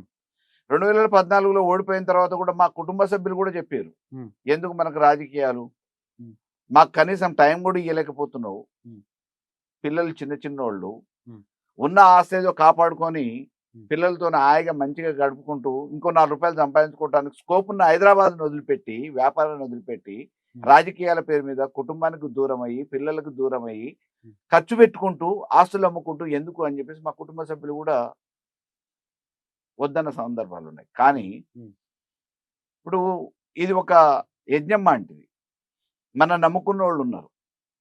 నేను 10 సంవత్సరాలుగా 15 సంవత్సరాలుగా పోరాటం చేస్తుంటే నా వెనక ప్రయాణం చేసిన వాళ్ళు గ్రామానికి 10 మంది యువకులు ఉంటారు, పెద్ద మనుషులు ఉంటారు. వీళ్ళందరినీ నట్టేట ముంచి రాజకీయాల కోసం అధికారం రాలేదనో, హోదా రాలేదనో నా అంతటా నేను నిర్ణయించినప్పుడు నాకు వాళ్ళు చుట్టాలు పక్కాలు కాకపోయినా ప్రయాణం చేసిన వాళ్ళు నాకు వద్దు అని చెప్పేసి నా వ్యక్తిగత కారణాల వల్ల మానుకుంటే వాళ్ళందరినీ ఇబ్బందులలో పెట్టిన వాళ్ళ మితం. ఏదేమన్నా కానీ దేవుని మీద భారం వేద్దాం, వచ్చే నష్టం ఏముందని చెప్పేసి మళ్ళీ 2014 నుంచి 18 దాకా కొనసాగింది. మళ్ళీ అదే జరిగింది. కూటమి పేరు మీద ఈసారి కూడా మళ్ళా కొట్టేయాలని చెప్పేసి రకరకాల ప్రయత్నాలు వెనక నుంచి జరిగినాయి. అంటే ఇంత రాజకీయం ఎందుకు అంటున్నంటే ఇందాక మాట్లాడిన దాంట్లో ఏదో జిల్లా అనడము చాలా మంది నాతో నేను జర్నలిస్ట్ కాబట్టి నేను చాలా మందితో మాట్లాడుతూ ఉంటా, ఇన్ఫర్మేషన్ తీసుకుంటా, ఆఫ్ ద రికార్డ్ లో మాట్లాడతా కొంతమందితోటి. అట్లా మాట్లాడిన సమాచారమే జిల్లాలో చైతన్యం లేదని కాదు, వాళ్ళు ఉద్యోగాలలో ఫాస్ట్ ఉన్నారు, ఉపాధిలో ఫాస్ట్ ఉన్నారు, అన్నిట్లో రాజకీయంగా బానిసలుగా మారిపోతుర్రా. ఎందుకు ఇట్లా వన్ సైడ్ ఓటు అంటే ఆప్షన్ లేకుండా చేస్తుర్రా. ఈ పార్టీ నుంచి ఈ వ్యక్తే, ఈ పార్టీ నుంచి ఈ వ్యక్తే, ఈ పార్టీ నుంచి అదే సామాజిక వ్యక్తి. తప్పని పరిస్థితి. ఏబిసిడి వాళ్ళే, అందులో ఎవడో ఏనో బీనో సీనో డీనో ఓనో ఎన్నుకోవాల్సిందే. సో వాళ్ళే, ఇంకోని మాత్రం రానివద్దు. అందులో బీసీ అని, ఎస్సీ అని, ఎస్టీ అని, జనరల్లో ఇంకో మహిళ అని, ఇంకో కుటుంబం అని ఎవరు రావద్దు. అంటే ఇది ఒక 10 నిమిషాలలోనో, ఒక గంటలోనో, ఒక రోజులోనో చర్చిస్తే తేలే అంశం కాదు. దీనికి చాలా మూల కారణాలు చాలా ఉన్నాయి. చాలా విచిత్రం అనిపిస్తుంది. కోమటిరెడ్డి వెంకరెడ్డి మాటలు, రాజగోపాల్ రెడ్డి మాటలు, జానారెడ్డి మాటలు, ఏందో అసలు కోటలు దాటేలాగా ఉంటాయి. జిల్లా మాత్రం అట్లనే ఉంటుంది. ఇంకో నాయకునికి అవకాశం దక్కదు, ఎవరిని ఎదగనియరు, ఎవరిని రానియరు. ఇప్పుడు ఆ పార్టీలకు సంబంధించి కైలాష్ నేత ఉంటే స్టేజ్ మీదకి విలువరు. తర్వాత మీ పార్టీలకు సంబంధించిన దాంట్లో కూడా ఇట్లనే ఉన్నాయి చెప్పుకోవాలంటే. ఇంకొకరి పైన ఒకరు కంప్లీట్ ఎదగనియరు, టికెట్ రానియరు, ప్రెస్ కాన్ఫరెన్స్ పెట్టనియరు, వాళ్ళకి ముందుకు రానియరు. ఇట్లా కొంతమందిని, మిగతా వాళ్ళు మాత్రం రావచ్చు, పోవచ్చు, ఏమైనా చేయొచ్చు. రాజకీయాలు అన్న తర్వాత కొంత ముక్కుసూటి ఉంటాయి కొన్ని జిల్లాలల్లో. హ్మ్. మా జిల్లాలో అట్లుండదు. బ్యాక్ స్టాబింగ్ అన్ని. ప్రత్యర్థి అని ఎదుటోని అనుకుంటాం. హ్మ్. సొంత పార్టీలనే ప్రత్యర్థిని తయారు చేస్తారు. మనకు తెలియకుండా సొంత పార్టీలోనే మనకి డ్యామేజ్ చేసే ప్రయత్నాలు వాళ్ళు మన పార్టీలో మన అనుకున్న వాళ్ళతోనే మొదలు పెట్టిస్తారు. హ్మ్. అది మా జిల్లాకున్న ప్రత్యేకత. హ్మ్. దానివల్ల నాయకుడిగా ఎదగాలనుకునే ఆలోచన ఉన్నా హ్మ్. అదంత సాధ్యం కాదు అని చెప్పేసి మళ్ళీ మనకు పైసలు దండగా, టైం దండగా అని చెప్పేసి వాళ్ళు రాజీ పడి ఎక్కడికక్కడ కామ్ అయిపోయే ఆ సందర్భాలే పరిస్థితి ఉన్నాయి. క్రియేట్ చేస్తారు. Yes. అమ్మో వద్దురా బాబు మనకెందుకు. దానికి అనుభవాలు చాలా ఉన్నాయి. ఆ. ఉదాహరణలు చాలా ఉన్నాయి. హ్మ్. ఉదాహరణలు చాలా ఉన్నాయి. మీరు మీరే మొత్తం మీరు వరుసగా చూడండి. హ్మ్. 1999లో ఉత్తమ్ కుమార్ రెడ్డి కోదాడలో గెలిచిండు. హ్మ్. 2004లో గెలిచిండు. హ్మ్. 99లో గెలిచినప్పుడేమో కంటిన్యూస్ లీడర్‌షిప్ ఒక్కళ్ళదే ఉంది. మనం మార్పు కోరాలని 3 సార్లు ఆడ టీడీపీ గెలిస్తే, ఓసారి కాంగ్రెస్ రావాలనే ఉద్దేశంతో అప్పట్లో కాంగ్రెస్ నాయకులందరూ ఏకమయ్యారు. సరే మార్పు కోసం 3 సార్లు కంటిన్యూస్ అయింది కానీ, నాలుగోసారి ఎన్నికలలో 94లో ఓడిపోయిండు. 99లో గెలిచిండు. హ్మ్. 2004కొచ్చేటప్పటికి ఆయన మీద వ్యతిరేకత ఉన్నా గానీ కమ్యూనిస్టుల కలయిక కలిసొచ్చింది. హ్మ్. రాజశేఖర రెడ్డి గాలి కలిసొచ్చింది. హ్మ్. ఆ తర్వాత 2009కొచ్చేటప్పటికి కాన్స్టిట్యున్సీ మారిండు. హ్మ్. ఆడికి పోయినాక గెలవనేమో అనే ఉద్దేశంతోని టీడీపీలో ఆయన టికెట్ రానియకుండా చేసి టీఆర్ఎస్ బలహీనంగా ఉంది అని చెప్పేసి బలహీనంగా టీఆర్ఎస్ అభ్యర్థిత్వాన్ని తెచ్చుకున్నాడు. హ్మ్. తెచ్చుకోవడానికి ఆయన మామూలుగా వేరే పార్టీలలో ఆయనకున్న సంబంధాలు, గింబంధాలు ఏదైనా గానీ హ్మ్. తెచ్చుకున్నాడు. హ్మ్. 2014లో అదే జరిగింది. హ్మ్. 2009లో అదే జరిగింది. 2014లో ఇవాళ హుజూర్‌నగర్‌లో గెలుస్తున్నాడు. నేను ఎన్నిసార్లు గెలిచినా అన్నాడంటే ఆడ సరైన బలమైన అభ్యర్థులు లేకపోవటం. అపోనెంట్ లేకపోవడం. లేకపోవటం. హ్మ్. మొన్న 2018లో కూడా సైదిరెడ్డి కొత్తగా వచ్చిన అభ్యర్థి, మొదటిసారి పోటీ చేసిన అభ్యర్థి. హ్మ్. అదో ఇదో మేనేజ్ చేసుకున్నాడు. 7,000 ఓట్లతో గెలిచిండు. హ్మ్. బై ఎలక్షన్‌లోకి వచ్చేటప్పటికి భార్యను పెట్టిండు. 45,000-50,000తోని ఓడిపోయాడు. హ్మ్. ఇప్పుడు మొన్న మళ్ళా పోటీ చేసిండు. హ్మ్. సరే గాలి పనిచేసింది. హ్మ్. కాబట్టి ఏమంటే వాళ్ళు వితిన్ ద పార్టీలనే కాకుండా హ్మ్. ఎదుటి పార్టీలో కూడా మేనేజ్ చేయటం అనేది వెనతో పెట్టిన విద్య మా జిల్లాలో ఉన్న నాయకులకి. హ్మ్. ఉత్తమ్ కుమార్ రెడ్డి పోయినసారి ఎన్నికల ప్రచారం ఏం తెలుసా మీకు? తెలీదు. గెలిస్తే నేను ఈ రాష్ట్రానికి ముఖ్యమంత్రిని కాంగ్రెస్ అధికారంలోకి వస్తే. ఓకే. ఒకవేళ కాంగ్రెస్ అధికారంలో రాకపోతే ఓడిపోతే నేను టీఆర్ఎస్‌లో మంత్రిని అని ప్రచారం చేసుకున్నాడు. ఆ! ఎంత విచిత్రంగా ఉంది. నిజంగా నిజంగా ఎంత ఓపెన్‌గా చెప్పాడా? అంటే ఇంటర్నల్‌గా మాట్లాడుకోండి. On the dais.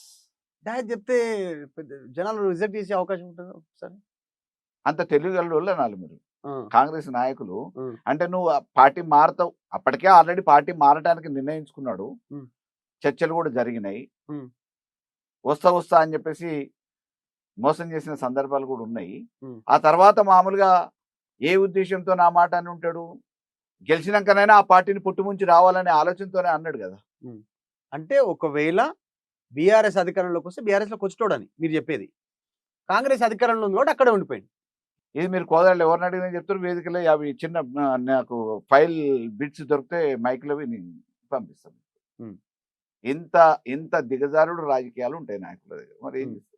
ఇంకోటి ఈ ఫ్యామిలీ ప్యాకేజీ అన్ని జిల్లాల కంటే ఎక్కువ ఈ ఉమ్మడి నల్గొండ జిల్లాలో ఎక్కువ ఉన్నట్టుగా అనిపిస్తది. కోమటిరెడ్డి బ్రదర్స్, ఉత్తమ్ కుమార్ రెడ్డి అండ్ వాళ్ళ మిసెస్, జానారెడ్డి అండ్ వాళ్ళ కొడుకులు, బ్యాచు ఈ అంతా ఫ్యామిలీ ప్యాక్ ఎక్కువ. కాంగ్రెస్‌లో కండిషన్ పెట్టిస్తారు కుటుంబంలో ఒకళ్ళకే అని. హ్మ్.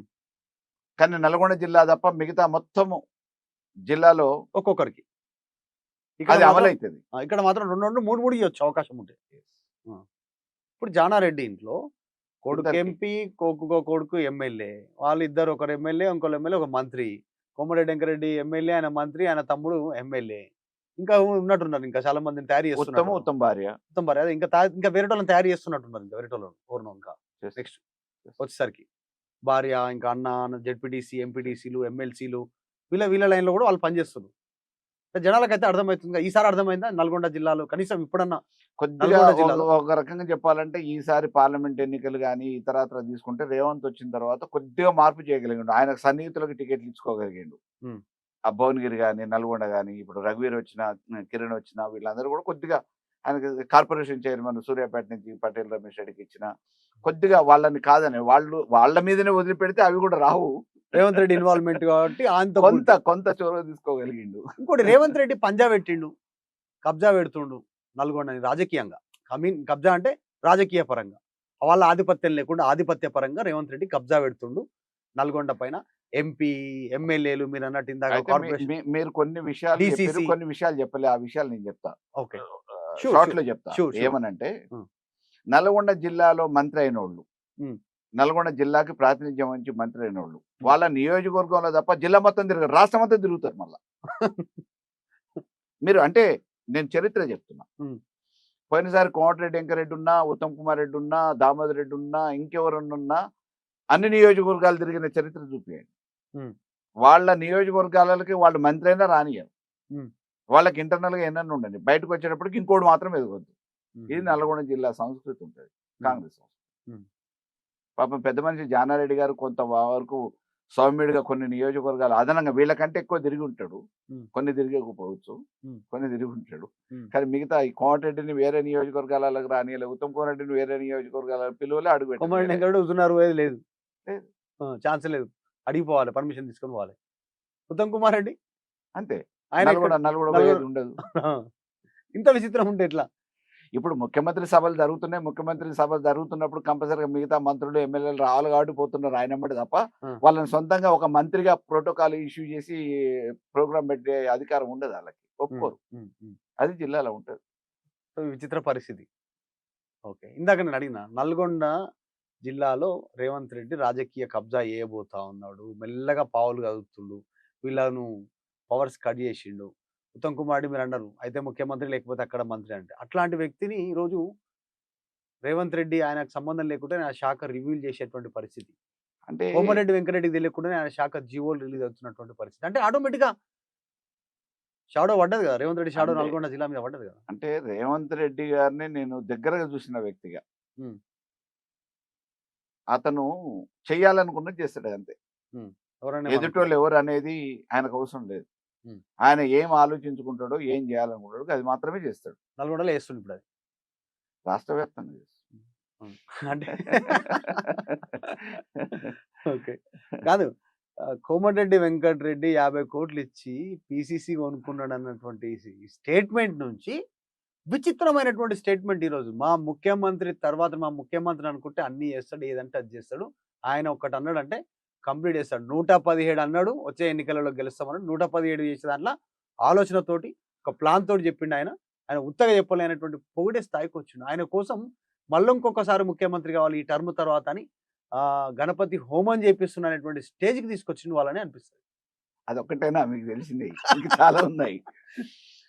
రాజశేఖర రెడ్డి గారు ఉన్నప్పుడు కూడా మా నియోజకవర్గానికి వద్దులే అని చెప్పేసి రాజశేఖర రెడ్డి చచ్చిపోయినాక ఆయన బొమ్మలు తగలబెట్టేది అనుకోండి. రాజశేఖర రెడ్డి గారు ఉన్నాక కూడా రాజశేఖర రెడ్డి గారు మామూలుగా పిలువలే కొన్ని నియోజకవర్గాలకి. నేనే మోనార్కును అని చెప్పిన వాళ్ళకు కూడా తొడపాశం పెట్టి వాళ్లతోనే కార్యక్రమం పెట్టించి వేదిక మీద వాళ్లతోనే పొగిడించుకున్నాడు. ఆ విషయంలో నేను అప్రిషియేట్ చేస్తాను. దానికి ఉదాహరణ హుజూర్నగర్ కోదాడే. అక్కడ నుంచి ఉత్తమ్ కుమార్ రెడ్డి రాజశేఖర రెడ్డి బొమ్మలు తగలబెట్టిండు. రాజశేఖర రెడ్డిని జీర్ణించుకోలేదు, విజయభాస్కర్ రెడ్డి అని అన్నాడు. రాజశేఖర రెడ్డి ముఖ్యమంత్రికి ఉన్నప్పుడు కూడా కార్యక్రమాలకు రాణించేటోడు కాదు, మిగతా నాయకులందరూ పిలిస్తే తప్పనిసరి పరిస్థితుల్లో పోయేటోడు ప్రతిపక్షంలో ఉన్నప్పుడు. అటువంటి రాజశేఖర రెడ్డి కూడా ముఖ్యమంత్రిగా ఉండి ఏదైనా సభలు పెట్టాలంటే ఒప్పుకోని పరిస్థితి. రేవంత్ రెడ్డి తొడపాశం పెట్టి నీ సన్నబియ్యం నీ నియోజకవర్గం నుంచి మొదలు పెట్టాలనంటే పొగడ్తలతో ముంచెత్తి రేవంత్ రెడ్డిని భుజాల మీదకి ఎత్తుకొని ఆడ ప్రోగ్రాం పెట్టాడు. అంత పెద్ద మొగోడు రేవంత్ రెడ్డి. ఇటువంటి విషయాలనే మెచ్చుకోవచ్చు. అంటే రేవంత్ రెడ్డి పాలమూరు జిల్లా, అఫ్ కోర్స్ నేను కూడా పాలమూరు జిల్లానే. అంటే దానికి దీనికి సింక్ లేదు. దగ్గర నుంచి చూసిన ఆయనను కూడా చాలా. ఆయన టీడీపీ ఎమ్మెల్యే ఉన్నప్పటి నుంచి తర్వాత కాంగ్రెస్ లోకి వచ్చి వర్కింగ్ ప్రెసిడెంట్, పిసిసి, ఎంపీ, తర్వాత ముఖ్యమంత్రి. One thing as a person Revanth రెడ్డిని ఎవరైనా యాక్సెప్ట్ చేస్తారు. అదే మీరు చెప్తున్నదాన్ని. బోల్డ్ ఉంటాడు, క్యాజువల్ ఉంటాడు. బీయింగ్ ఏ పొలిటీషియన్ ఇప్పుడు తీసుకుంటున్న నిర్ణయాలు ఏవైతే ఉన్నాయో అవి ఇబ్బందికరంగా ఉన్నాయి. మేము వేరు పార్టీలు ఉన్నాం కాబట్టి డెఫినెట్ గా ఉన్న విషయాన్ని చెప్పాలి. పక్క నుండి ఉంటే సమర్థించాల్సి వస్తుండే, అది వేరు విషయం. మనసు ఒప్పుకోకపోయినా పక్కన ఉంటే సేమ్ పార్టీ అయితే ఇప్పుడు కాంగ్రెస్ వాళ్ళు చేస్తుంది అదే కదా ఎంపీలు. కానీ బీయింగ్ ఏ పర్సన్ కాబట్టే కదా ఆయన అనుకున్నది మాత్రమే చేస్తాడు, కాబట్టే కదా ఆయన అనుకున్న లక్ష్యానికి చేరుకోగలిగిండు సీఎం అయింది. ఆయన మోనార్క్ అంటే మోనార్కే, హిట్లర్ అంటే హిట్లరే. ఒకటి అవును మీరన్నారు ఆయన అనుకున్నది చేస్తాడు. ఉత్తమ్ కుమార్ రెడ్డి కూడా అనుకుంటాడు కదా! నేను సీఎం కావాలని. కోమటిరెడ్డి వెంకటరెడ్డి కూడా అనుకుంటాడు కదా! బాబు నేను సీఎం రా బాబు, నేను సీఎం క్యాండిడేట్ నేమ్ తక్కువనా అని అంటే ఓపెన్ స్టేట్మెంట్ చేసి వీళ్ళు ఎందుకు కాలేకపోయారు? జిల్లాలో ఉన్న పక్క నియోజకవర్గం వాళ్ళే సహకరించినప్పుడు నీ పేరు చెప్పినప్పుడు ఎట్లా ముఖ్యమంత్రి సహకరించారా అవుతావు? వీళ్ళకి? ఉత్తమ్ కుమార్ రెడ్డికి, కోమటిరెడ్డి వెంకటరెడ్డికి ఎవరు సహకరించారా? అసలు వీళ్ళ దాంట్లో ఎవరు ముఖ్యమంత్రి అంటే చెప్పండి. మామూలుగా ఒకళ్ళు ఇంకొకళ్ళ పేరు చెప్పరు కదా. అంటే వాళ్ళు ఓపెన్ స్టేట్మెంట్ చేసుకుంటారు. నేను ముఖ్యమంత్రి నేను తక్కువనారా బాబు అని ఇట్లా ఓపెన్ స్టేట్మెంట్. అంటే వన్ థింగ్ అంటే పార్టీలో మామూలుగా నువ్వు ఇట్లా ఉండి ఏంది ఇట్లా మాట్లాడినావు అని చెప్పేసి అని అంటారేమో తెలియదు. బట్ హ్మ్. అయినా ఓపెన్ మాట్లాడగలవాడు చెప్తున్నా. హ్మ్. ఇవాళ అధికారం వచ్చింది అని అంటే హ్మ్. 2023లో హ్మ్. బికాస్ ఆఫ్ రేవంత్ రెడ్డి కదా. ఆఫ్ కోర్స్ 100% దాన్ని we have to accept that. Because of Revanth Reddy కదా. 100%. సో ఎవరు చెప్పినా చెప్పకపోయినా అది యాక్సెప్టెడ్ ఫ్యాక్ట్ కాబట్టి అధిష్టానం కూడా అంటే ఆయనకు పార్టీ అవకాశం పరంగా మీరు ఇచ్చింది. చెప్పేది పార్టీ పరంగా రేవంత్ రెడ్డి. దాంట్లో ఛాన్స్ లేదు. వేరే చాయిస్ లేదు. Yes.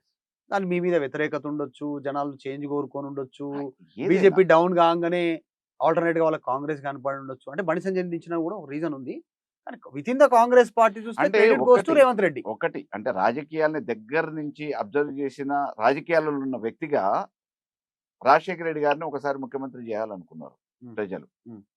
చేశారు. ఆ తర్వాత కాంగ్రెస్ లో అటువంటి గ్లామర్ రేవంత్ రెడ్డికే వచ్చింది. హ్మ్. ముఖ్యమంత్రి చేయాలనే ఒక అభిప్రాయం వచ్చింది. ఆ స్టేచర్ తీసుకుంటూ అది యాక్సెప్ట్. దానివల్ల కాదు. బజ్ క్రియేట్ చేసుకోండి. తన కానీ చుట్టూ మిగతా ఒక వాళ్ళకి ఎవరికి రాలే. హ్మ్. తన ప్రజలలో గాని వితిన్ ద పార్టీలో గాని ఈయన ముఖ్యమంత్రి అయితే బాగుంటది అనే అభిప్రాయం మిగతా వాళ్ళకి రాలే. రాజశేఖర రెడ్డికి వచ్చింది, రేవంత్ రెడ్డికి వచ్చింది. తన చుట్టూ ఒక అంతకుముందు ఆరా చెన్నారెడ్డి గారు వేరు. 100% తన చుట్టూ ఒక ఆరా క్రియేట్ చేసుకోగలిగిండు రేవంత్ రెడ్డి. దాంట్లో ఎలాంటి డౌట్ లేదు. అది జనాలు ఏదైనా ఇచ్చినా గాని ఇయ్యకపోయినా he is created self. Whatever that hmm. Reasons ఏమైనా గాని హ్మ్. ఆ వాక్యూమ్ ప్రజల నుంచి కూడా వచ్చింది. ఎగ్జాక్ట్‌లీ. ఇన్ని మాట్లాడుకున్నాం కాబట్టి దీని మీద ఇంకో చర్చ కూడా వస్తది. మరి మీ పార్టీ సంగతి ఏంది? మీ పార్టీలా కూడా అదే సామాజిక వర్గం. ఇప్పుడు గెలిచింది ఒకటే టికెట్టు. జగదీష్ రెడ్డి గెలిచిండు. 2 సార్లు మంత్రి. ఆయన కూడా మొత్తం పార్టీలో ఇంటర్నల్‌గా ఇబ్బంది పెడతాడు ఇది అని చర్చ ఉంది. నిజమేనా? మీకేమైనా ఇబ్బంది ఉందా? మిగతా నియోజకవర్గాలు అదే ఉందా? అందుకే ఓటమి చెందిర్రా? నేనంటున్న మాట కాదు. కేసీఆర్ కూతురు కవిత ఓపెన్ స్టేట్మెంట్ ఒక లిల్లీ పుట్టు ఈరోజు పార్టీని నాశనం చేసిండు అనేటువంటి ఆమె స్టేట్మెంట్ పైన చర్చ ఉంది. అఫ్‌కోర్స్ జగదీష్ రెడ్డి రెస్పాండ్ అయ్యిండు. అవును. కన్ను పోయి ఏదో కన్ను లొట్ట పోయి కన్ను పోయే కంటే లొట్టతోటి గెలిచినా కదా! అనే టైప్‌లో ఏదో మెల్ల కన్నుతోటి గెలిచినా అనే స్టేట్మెంట్ కూడా చేసిండు. అంటే పరిస్థితి అట్లా కామెంట్స్ ఎందుకొస్తా ఉన్నాయి? ఇప్పుడు గొంగళ్ళలో కూర్చొని మనకు ఎంట్రుకలు వచ్చినాయి కదా అని చెప్పేసి బాధపడితే లాభం లేదు. హ్మ్. చేసేదే రాజకీయాలు. హ్మ్. రాజకీయ పార్టీలలో ఇవన్నీ హ్మ్. సహజం. హ్మ్. సో వాటన్నిటిని అధిగమించి చేసినోడే నాయకుడైతాడు. హ్మ్. డెఫినెట్‌గా. సో ప్రత్యేకంగా కావాలని స్వార్థంతోనో ఇంకేదో చేస్తే పైన అధిష్టానం గుర్తిస్తూనే ఉంటది. ఏదో ఒక రోజు కరుగాచి వాత పెడతది. మంచిగా పని చేసుకున్నోనికి ఆ రాజకీయ పార్టీలో భవిష్యత్తు ఉంటది. హ్మ్. కాబట్టి ఎవరెన్ని కుట్రలు చేసినా, ఎవరిని ఏం చేసినా మనని అధికారం ఇచ్చేది ప్రజలు. హ్మ్. ఆ ప్రజల్ని చైతన్యం చేయటంలో ఈరోజు పార్టీ అధిష్టానం విజయవంతమైంది. హ్మ్. పార్టీ పైనుంచి ఆ రకమైన వేవ్‌ని పట్టుకురాగలుగుతుంది. మేము ఆ రకమైన ప్రచారంలో ఉన్నాం కాబట్టి మాకు కూడా ఆదరణ పెరుగుతుంది. హ్మ్. కాబట్టి రేపు నల్గొండ జిల్లాలో మళ్ళా గతంలో మాదిరిగా పునర్వైభవం బీఆర్ఎస్ పార్టీకి రాబోతుంది. ప్రతి నియోజకవర్గంలో జెండా ఎగిరేయబోతుంది. జెండా ఎగరేస్తారు. పొలం యాదవ్ ఏం జూనియర్ గాదు. ఇంత పొలిటికల్‌గా ఇంత లాంగ్ కెరీర్ ఉంది. ఇంతమంది ముఖ్యమంత్రుల దగ్గర నుంచి చూసిర్రు. జెన్యూన్ అవినీతి మరకలేదు బొల్లం మల్లయ్య యాదవ్ మీద. వేరే దందాలేదే పైరవి చేస్తలేడు. అంతా బానే ఉంది. నియోజకవర్గంలోనే అటాచ్ అయ్యిండు. అక్కడనే అడిక్ట్ అయిపోయిండు జనాలతోటి. ఏమున్నా పోతుండు. అక్కడనే కలుస్తున్నాడు. ఇంత ఉంటే ఆహ్, మంత్రి బీఆర్ఎస్ అయినా రెడ్డే, కాంగ్రెస్ అయినా రెడ్డే, రేపు ఫ్యూచర్‌లో బీజేపీ వచ్చినా రెడ్డే. ఇది ఇట్లా తయారైంది. బీసీ గాడ మంత్రి అక్కడి నుంచి ఉంటే ఇద్దరు రెడ్లే ఉండాలనా? అక్కడి నుంచి కాంగ్రెస్ నుంచి ఒక బీసీ కావద్దా కాంగ్రెస్‌ల? ఒకటి ఎస్సీ కావద్దా? ఒక ఎస్టీ కావద్దా? అక్కడి నుంచి ఒక మిత్రుడు కావద్దా? ఎస్సీ, ఎస్టీ మిత్రులు. రేపు బీఆర్ఎస్ వస్తది. 2 సార్లు జగదీష్ రెడ్డికి అవకాశం వచ్చింది. సడెన్‌గా పిక్ చేయద్దా? బొల్లం మల్లయ్య లాంటి ఒక డెడికేటెడ్ ఎక్కడుంటే అక్కడ నాయకత్వంతో ట్రావెల్ చేసేటువంటి మీలాంటోళ్ళకి ఎందుకు అవకాశం రావద్దు అనేటువంటి చర్చ వస్తది గదా! అంటే ఇంకా ఆ సందర్భం రాలే గదా! హ్మ్. ఇప్పుడు పోయినసారి నేను కొత్తగా వచ్చిన. నాకు అవకాశం ఇచ్చారు. హ్మ్. ఇప్పుడు మళ్ళీ మారుతున్న సమీకరణాలలో 42% రిజర్వేషన్ అని చెప్పేసి బీసీలకు అని చెప్పేసి రేవంత్ రెడ్డి అన్నాడు. బీసీలకు ఎంతమందికి మంత్రి పదవులు ఇచ్చిండు, నల్గొండ జిల్లాలో ఎంతమందికి ఇచ్చిండు, 2 మంత్రులు ఉంటే 2 వాళ్ళే ఉన్నారు. ఒక బీసీ సామాజిక వర్గానికి సంబంధించిన ఆయన ఒక ఎమ్మెల్యే ఉన్నాడు ఉమ్మడి జిల్లాలో, మరి ఇవ్వలే, విప్పుతోనే సరిపెట్టారు. కాబట్టి రేపు మా దగ్గరకు వచ్చేటప్పటికి సామాజిక సమీకరణాలు ఇవన్నీ తప్పకుండా కేసీఆర్ గారు ఆలోచిస్తారు కదా. రేపటి భవిష్యత్తు అంటే ఇప్పటి వరకు మనం అనుకోవడానికి అవకాశం లేదు. అది రేపటి భవిష్యత్తులో వారు తప్పకుండా అన్ని అంశాలని దృష్టిలో పెట్టుకుంటారు కాబట్టి జరిగేటి జరుగుతాయి. అంటే ఉమ్మడి నల్గొండ జిల్లాలో ఈ సామాజిక వర్గాన్ని గట్టిగా వాళ్ళు శాసిస్తున్నామని చెప్తున్నారు. సామాజిక వర్గాన్ని వాళ్ళకు టక్కరిచ్చేటువంటి స్థితిలో యాదవ సామాజిక వర్గం ఉందనేటువంటి చర్చ మొదటి నుంచి. నోముల నరసింహ యాదవ్ గాని, నోముల భగత్ గాని, కొమ్ము బొల్లం పాపయ్య, మల్లయ్య యాదవ్ గాని, కొమ్ము పాపయ్య, ఉమ్, కమలమ్మ, ఉమ్, రామన్నపేట కానీ, నకరికల్ కానీ, ఇట్లా మొదటి నుంచి కూడా రామూర్తి గారు కానీ మొదటి నుంచి కూడా రెడ్డి సామాజిక వర్గానికి తలపడి రాజకీయాలలో ఒకసారి అవకాశం వచ్చి కాగలిగిన వాళ్ళు యాదవ్స్ ఎక్కువ ఉన్నారు. అదే ఉమ్మడి నల్గొండ జిల్లాలో రెడ్డిలకు టక్కర్ ఇవ్వాలంటే యాదవులతోటే అవుతుంది. అది కాంగ్రెస్లైనా, బీఆర్ఎస్లైనా, బీజేపీలైనా, ఎక్కడి నుంచి అయినా. సో బొల్లం మల్లయ్య యాదవ్, అక్కడ దూద్మెట్ల బాలరాజ్ యాదవ్ టక్కర్, ఆ ఇటు మీరు ఇందాక చెప్పినట్టు విప్పు అట్లే. బీర్ల ఐలయ్య. సో ఆయనకు గెలేదు, కుట్ర ఉందా ఏముందా, గెలవడైతే గెలిచిండు, నిలబడ్డాడు. అక్కడ ఇంతకుముందుకు నోముల నరసింహ గాని, నోముల భగత్ గాని. సో సరౌండింగ్‌లో వాళ్ళ చుట్టూ మీరే ఉన్నారు. అందుకే మిమ్మల్ని కట్ చేయాలనేటువంటి ప్రయత్నం జరుగుతా ఉంది ఇంటర్నల్‌గా. ఏ పార్టీ అనేది బీఆర్ఎస్ అయినా, కాంగ్రెస్ అయినా, బీజేపీ అయినా. మిమ్మల్ని రానిస్తలేరు, ముంగడుకు పోనిస్తలేరు. ఎవరో పోనీయకుండా ఎన్ని రోజులు ఆపగలుగుతారు? హ్మ్. హ్మ్.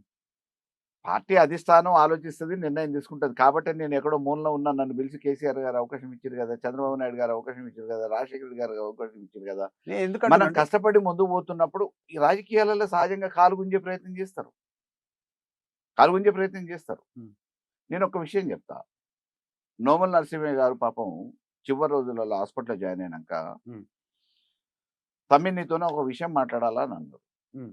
సరే వస్తా అన్నా అని ఇది చెప్పేసి ఇంట్రెస్టింగ్. హాస్పిటల్ పోయాను. హ్మ్. హాస్పిటల్ పోయినా. వాట్సాప్ చూపించండి. హ్మ్. బై ఎలక్షన్లు వస్తున్నాయి నాగార్జున సాగర్లో అని చెప్పేసి సర్క్యులేట్ చేస్తున్నారు అని చెప్పేసి. హ్మ్. ఉప ఎన్నికలు రావడం ఏంది, ఎట్లొస్తాయి తమ్మి అన్నాడు. హ్మ్. ఏమో నాకు అర్థం కాలేదన్న. హ్మ్. అంటే నేను హాస్పిటల్లో ఉన్నా కాబట్టి చచ్చిపోతారు, ఉప ఎన్నికలు వస్తాయి అని చెప్పేసి, నేను మనిషిని బతికుండగానే ఇటువంటి ప్రచారం జరుగుతుంది అని చెప్పేసి పాపం కొంత బాధపడ్డారు. బాధను వ్యక్తం చేసి, హ్మ్. ఆ తర్వాత నేను ఆరోగ్యంగానే ఉన్నా కదా, సరే సహజంగా ఎవరికైనా ఆరోగ్య సమస్యలు వస్తూనే ఉంటాయి. ఆయన కమ్యూనిస్ట్ యోధుడిగా పేరుంది. కమ్యూనిస్ట్ ఉద్యమాలు చేసినప్పుడు ఉపాసాలు ఉండి, సత్యాగ్రహాలు చేసి, ఎన్నో చేసి ఉపాసాలు ఉండి చాలా మందికి అల్సర్లు వచ్చినాయి. రకరకాల వయసు మీద పడ్డ తర్వాత అనారోగ్య సమస్యలు మొదలైనాయి. ఎందుకంటే వాళ్ళు మొదటి నుంచి ఆ రకమైన ఉద్యమాలలో. దురదృష్టవశాత్తు ఆరోగ్యం సహకరించలేదు, హాస్పిటల్ పడ్డాడు, ప్రాణం ఏం పోలేదు. హ్మ్. కానీ ఉప ఎన్నికలు వస్తాయని ప్రచారం జరిగింది. సర్క్యులేట్ చేస్తారు. బాధపడ్డాడు. హ్మ్. తర్వాత ప్రెస్టేజ్కి పోయిండు. హ్మ్. అప్పుడు కరోనా కాలం. హ్మ్. మాస్క్ పెట్టుకొని తిరిగిండు. హ్మ్. కార్బన్ డైఆక్సైడ్ ఫామ్ అయింది. హ్మ్. హ్మ్. మానసిక వేదనకు గురి చేయటం అనేది హ్మ్. రాజకీయాలలో చేస్తారు. అది నల్గొండ జిల్లాలో ఎక్కువ చేస్తారు. హ్మ్. కొమ్ము పాపయ్య గారు గెలిచిండు. హ్మ్. అప్పుడు ఆవుదుడ కాంగ్రెస్ అని అందరూ అన్నారు. హ్మ్. ఐ కాంగ్రెస్‌కి మేము ఉన్నామని చెప్పేసి బలహీన వర్గాల నుంచి టికెట్ అడిగిండు. హ్మ్. ఇచ్చారు. హ్మ్. జనాలు గెలిపించారు. రెండోసారికి వచ్చేటప్పటికి 83కి వచ్చేటప్పటికి ఆయనకు టికెట్ లేదు. హ్మ్.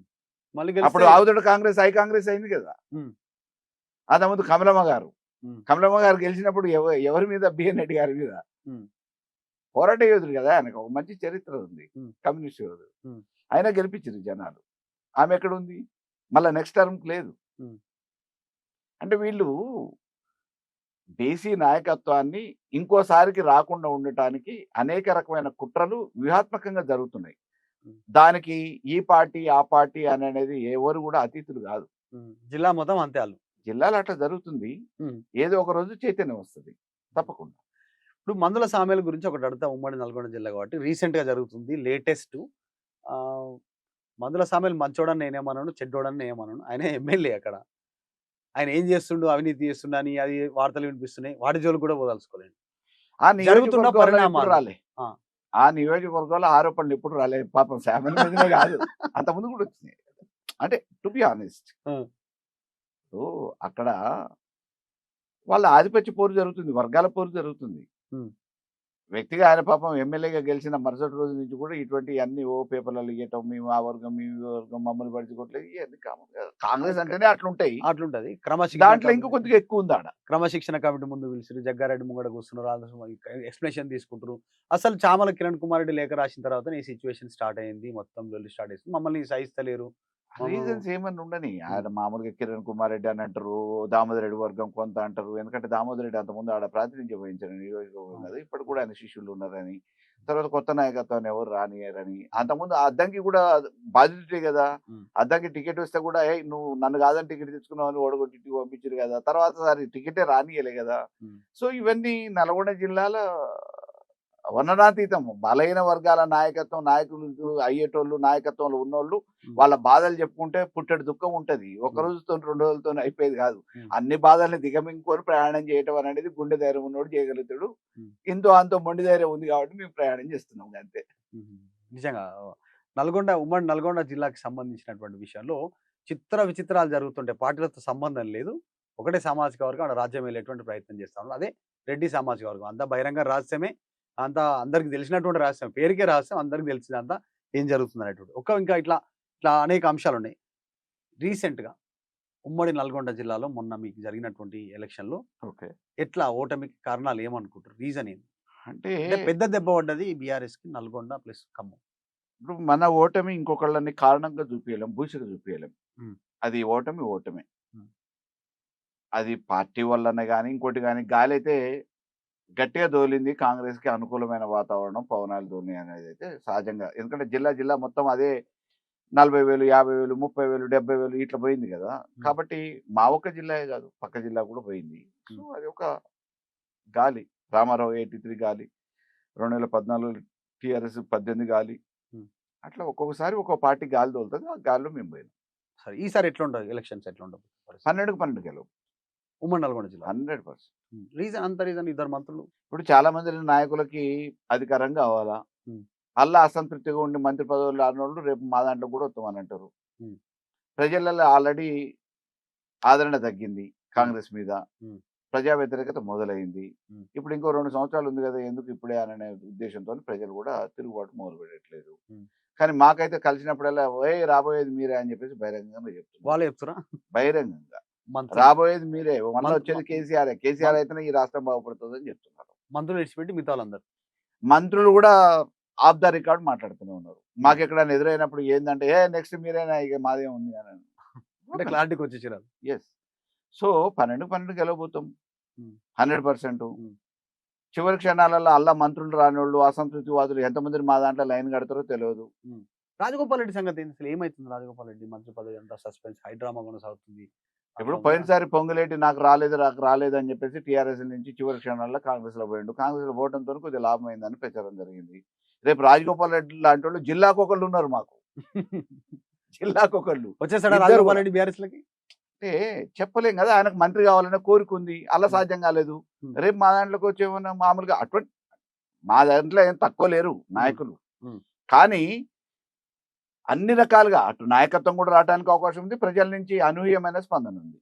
జగదీష్ రెడ్డి నాకు ఆయన పోటీ అనుకోడా? రాజగోపాల్ రెడ్డి వస్తే రాజగోపాల్ రెడ్డి అసలే ముందుకే ఫుల్ ఆయన ఓపెన్ టాప్ ఏది ఉంటే అది మాట్లాడతాడు, కుండ వల్ల కూడా. అంటే ఎవరి స్థానం వాళ్ళది రాజకీయాలల్లో, పార్టీలో కూడా వచ్చిన తర్వాత ఎవరి స్థానం వాళ్ళది ఉంటుంది. దానికి అంటే రాజగోపాల్ రెడ్డి లాంటి వాళ్ళని పార్టీలకు రాణిస్తాడా జగదీష్ రెడ్డి? పరిస్థితులు, సమయం, అంటే అధిష్టానం తీసుకుంటే ఆయన మాత్రం ఏం చేస్తాడు. కానీ సరే, అంటే సిచ్యువేషన్ తీసుకోవాలనేది తీసుకోకూడదు అనేది ఏముండదు కదా రాజకీయాలల్లో. ఇప్పుడు మా మీద కూడా ప్రచారం జరుగుతూ ఉంది, నెక్స్ట్ నువ్వు కాదట. అరే ఎవరికన్నా కేసీఆర్ ఏమన్నా చెవులో చెప్పిండా అని కాదని ఉంటది. అదే రకంగా మేము కూడా ఏమంటాం, పార్టీ గట్టెక్కాలంటే, పార్టీ అధికారంలోకి రావాలంటే గెలవగలిగిన ఎవరిని తీసుకున్నా పర్వాలేదు అని చెప్పి చెప్తాం. అదే రకంగా రేపు జెండాలో మొత్తం జెండా ఏ నియోజకవర్గం చూసినా రెపరెపల గులాబీ జెండా కావాలి, మాకు కేసీఆర్ ముఖ్యమంత్రి కావాలి. మాకు ఏ పదవులు ఉన్నా లేకపోయినా పెద్ద ప్రాబ్లం లేదు. కేసీఆర్ గారి ముఖ్యమంత్రిగా చూస్తే మా జన్మ ధన్యమైనట్టే. ఎందుకంటే అటువంటి మహానుభావుడు ఉంటేనే ఇవాళ తెలంగాణ బాగుపడుతుంది. తెచ్చుకున్న తెలంగాణ, కష్టపడి తెచ్చుకున్న తెలంగాణ, ఎడారిగా ఉన్న తెలంగాణ ఇవాళ ఆగమవుతుంది, మన కళ్ళ ముందు ఆగమవుతుంది. సో దాన్ని రక్షించగలిగిన ఏకైక నాయకుడు ఇవాళ కేసీఆర్. కాబట్టి ఆయన ముఖ్యమంత్రిని చేయడానికి మేము ఏ రకమైన త్యాగానికైనా సిద్ధమే. సో మీరు అన్నట్టు జిల్లాకు పొంగులేటి లాంటి వాళ్ళు చాలా మంది ఉన్నారు. అంటే రాజగోపాల్ రెడ్డి అయితే వాస్తవానికి పార్టీ మీద అసంతృప్తి ఉన్నాడు, ముఖ్యమంత్రి మీద అసంతృప్తి ఈ ఉన్నాడు. కాంగ్రెస్ ఉన్నంత కాలం ఆయనకు మంత్రి పదవి వస్తుందనే నమ్మకం అయితే నాకు లేదు వ్యక్తిగతంగా. ఈ టర్మ్ అంతా కూడా కాంగ్రెస్ లో.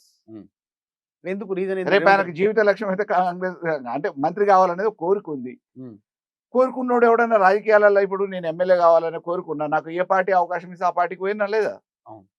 ఆయనకి ఎక్కడ అవకాశం ఉంటే ఆయన కూడా పోవాల్సి వస్తుంది. రాజకీయాల్లో క్వైట్ న్యాచురల్ అది. సో పొంగులేటి లాంటి అవకాశం ఏదేమైనా ప్రజాబలం మాకుంది. ఆ ప్రజాబలాన్ని చూసి ఎంతో మంది నాయకులు రావడానికి అప్లికేషన్లు పెట్టుకుంటూనే ఉన్నారు. అంతెందుకు ఉత్తమ్ కుమార్ రెడ్డి పోయినసారి మా దాంట్లోకి రావడానికి ఆల్రెడీ సిద్ధపడ్డాడు అంటున్నాం కదా. ఇది ఓపెన్ కామెంట్ కదా. ఇది జగమెరిగిన సత్యం. నియోజకవర్గంలో కూడా చాలా మందికి తెలిసిన విషయమే. సమావేశాలు కూడా పెట్టుకున్నాడు. తర్వాత ఆయన ఎవరు ఆరానా గీరానా మస్తాను ఏదో సర్వే చేసి లేదన్నా బాగుంది అది ఇది అని చెప్తే కొద్దిగా ఆగిండు. దాని లేకపోతే ఇప్పటికి మీ టీఆర్ఎస్లోకి వచ్చేది అని చెప్పేసి ఆయన ఆరే మస్తానే చెప్తాడు. పాపం ఆయన ఆరమస్తా నాకు మంచి దోస్తు. సర్వే చేసినాక నీకు బాగుంది ఎందుకు పోతావు అని చెప్పేసి ఆపిండు అనేది బయట టాక్. ఓకే, అంటే ఆయన పేరు తీసుకుంటే ఆయన ఇబ్బంది ఫీల్ అవుతాడేమో నేను చెప్పినాడు ఆయనేగా. ఇంకొకటి లేటెస్ట్ నిన్న మొన్న జరిగినటువంటి లేటెస్ట్ పాలిటిక్స్ లో ముఖ్యమంత్రి కొన్ని కామెంట్స్, వాళ్ళపైన వచ్చినటువంటి అవినీతి ఆరోపణలు, 2 రోజుల క్రితం ముఖ్యమంత్రి మాట్లాడిన మాటలు, వాళ్ళని కోసి పంటలకు వేస్తే వాళ్ళ రక్తం పంటల మీద వెళ్తే సెట్ అవుతాయని స్టేట్మెంట్. ఎందుకు కొంచెం ఎక్స్ట్రీమ్ లెవెల్లో వెళ్తున్నారా ముఖ్యమంత్రి స్టేట్మెంట్స్? కొంచెం ఆ స్టేజ్కి వెళ్తే అట్లా అనిపిస్తుందా? సీఎం చైర్లో కూర్చుంటేనే ఏదంటది అని అనిపిస్తుందా, లేదంటే ఫ్లోలో అనేసిండా? రేవంత్ రెడ్డి కంటే ముందు ముఖ్యమంత్రులు చాలా మంది ఉన్నారు స్వాతంత్రం ఇచ్చిన కాడి నుంచి. కానీ ఏ ముఖ్యమంత్రి రేవంత్ రెడ్డికి మాట్లాడలేదే. అందరూ కూడా ముఖ్యమంత్రులే కదా. ఆ కుర్చీ గౌరవాన్ని పెంచేటట్టు మాట్లాడతారు. కానీ ఒక తీవ్రవాది లెక్కనో ఉగ్రవాది లెక్కనో మాట్లాడితే ఏం సమాధానం చెప్తాం? మీరు బిగ్ కామెంట్ చేస్తారు రేవంత్ రెడ్డి మీద, ఉగ్రవాది తీవ్రవాది అంటారు. నేను స్టాండ్ అవుతా. ఉగ్రవాదుల్ని తీవ్రవాదుల్ని ఎందుకు బ్యాన్ చేస్తాం మనం? రెచ్చగొడతారనే కదా. రెచ్చగొట్టే మాటలు కాకపోతే ఏంది ఇవి? ఎవరిని అనలేదు? జర్నలిస్టులు అనలే మిమ్మల్ని? ఏమన్నాడు? తాట తీస్తా, తోలు తీస్తా, తొక్కుతా. కాలేజ్ యాజమాన్యాన్ని బెదిరియలే? హైడ్రా పేరు మీద సామాన్యుల్ని బెదిరియట్లే? ఉద్యోగస్తుల్ని బెదిరియలే? ఎవరిని ఆయన బెదిరియంది? ఎవరిని? ఏ వర్గం వాళ్ళు అతిథులు ఆయన బెదిరింపులకి? ఎవరిని ఉపేక్షించలే కదా. ఆఖరికి ప్రతిపక్ష అయ్యో పాపం శ్యామ్ ప్రసాద్ రెడ్డి గారు, ఆయన ఒక రిటైర్డ్ ఇంజనీరు. ఆయన జీవిత కాలంలో సర్వీసులో ఉన్నప్పుడు ₹1 ఎవరి దగ్గర ఆశించడానికి ఉన్న డిపార్ట్మెంట్ కాదు అది. చేసే అవకాశం రెవెన్యూ, పోలీసు అది వేరు కాదు కదా. అటువంటి వ్యక్తిని కూడా పట్టుకొని నేను చెల్లపల్లి చేయలేకపోవడం తప్పైపోయింది అని అంటే నువ్వు రాగానే ఎవరు పడితే వాళ్ళకి జైలు వేస్తావు. పాపం కన్నీరు మున్నీరైపోయింది ఆయన. కళ్ళనీళ్ళు పెట్టుకుని చెంచలు కూడా జైలు వేయాల్సి ఉంటే అని నన్ను స్టేట్మెంట్ చేసి. ఎంత ఘోరం అండి. నీకు వ్యతిరేకంగా ఎవరు మాట్లాడద్దు, ఉన్న విషయాన్ని మాట్లాడొద్దు. అంటే ఎట్లా మళ్ళీ చైర్ పవరా? అట్లా చైర్ కాడుకోగానే అట్లా వస్తా, లేకుంటే ఆయనకి అసహనం మొదలైంది. ఆయన పీఠం ఏడ కదులుతుందో అనే ఒక భయం మొదలైంది. కేటీఆర్ చెప్పింది అదే. సర్వేలో అభద్రతా భావం మొదలైంది. సర్వేలో నెగిటివ్ ఉంది. ఇన్సెక్యూరిటీతోనే అసహనానికి గురైనప్పుడే ఇటువంటి మాటలన్నీ ఎప్పుడు వస్తాయి? ముఖ్యమంత్రి సర్వే చేయించుకుంటూ దాంట్లో కూడా నెగిటివ్ వచ్చింది, బీఆర్ఎస్ గెలుస్తుందని వచ్చింది. ఏ చిన్న పోరని అడిగినా చెప్తారు కదా కాంగ్రెస్ ఓడిపోతుందని. ఇంకా వేరే పెద్ద సర్వేలు కూడా కావాలన్నా దానికి? ఏ చిన్న పోరని, పెద్ద ముసలమ్మని, ముసలయ్యని ఎవరిని అడిగినా కానీ, ఏ ఉద్యోగస్తుని, ఏ వర్గం వాళ్ళని అడిగినా కాంగ్రెస్ ఇక రాదు, 20 సంవత్సరాల దాకా పొందబెట్టినట్టే అని చెప్పి ఇస్తున్నారు. ఇంకెక్కడ ఉన్నది కాంగ్రెస్? ఇంకోటి ఇట్లాంటి సిచ్యువేషన్లో క్రూషియల్ టైంలో కేసీఆర్ బయటకు వస్తలేరు అనేటువంటిది అటు నువ్వు ఛాలెంజ్ చేస్తూనే ఉండు. రా అసెంబ్లీకి రా, బయటికి రా, చర్చకు రా, నీకు మొహం లేదు, చెల్లట్లేదు, నువ్వు అక్కడనే సమాధి అయిపోతావు, నీకు ఫామ్ హౌస్లోనే నీకు చర్మగీతం, అక్కడనే లాస్ట్, అక్కడ నుంచి బయటకు వచ్చేది లేదు. ఈ ఛాలెంజ్లు ముఖ్యమంత్రి నుంచి ఇంత జరుగుతుంటే కూడా ఇంకోటి కేసీఆర్ బయటకు రానికి ఎందుకు వస్తలేడు అనేటువంటి చర్చ కూడా ఉంది. రావచ్చు కదా కొంచెం ఏదైనా ప్రోగ్రామ్. ఆయన రామదండు ఉంది, ఆయన రామదండు ఉంది, ఆయన సైన్యం, ఆయన తయారు చేసిన సైన్యం. తెలంగాణ తేవటానికి, తెలంగాణని బాగు చేయడానికి ఆయన తయారు చేసిన సైన్యం ఉంది. ఆయన రావాల్సిన అవసరం లేదు. పెద్ద ఆయన్ని ప్రతిదానికి ఎందుకు పిలుస్తాం?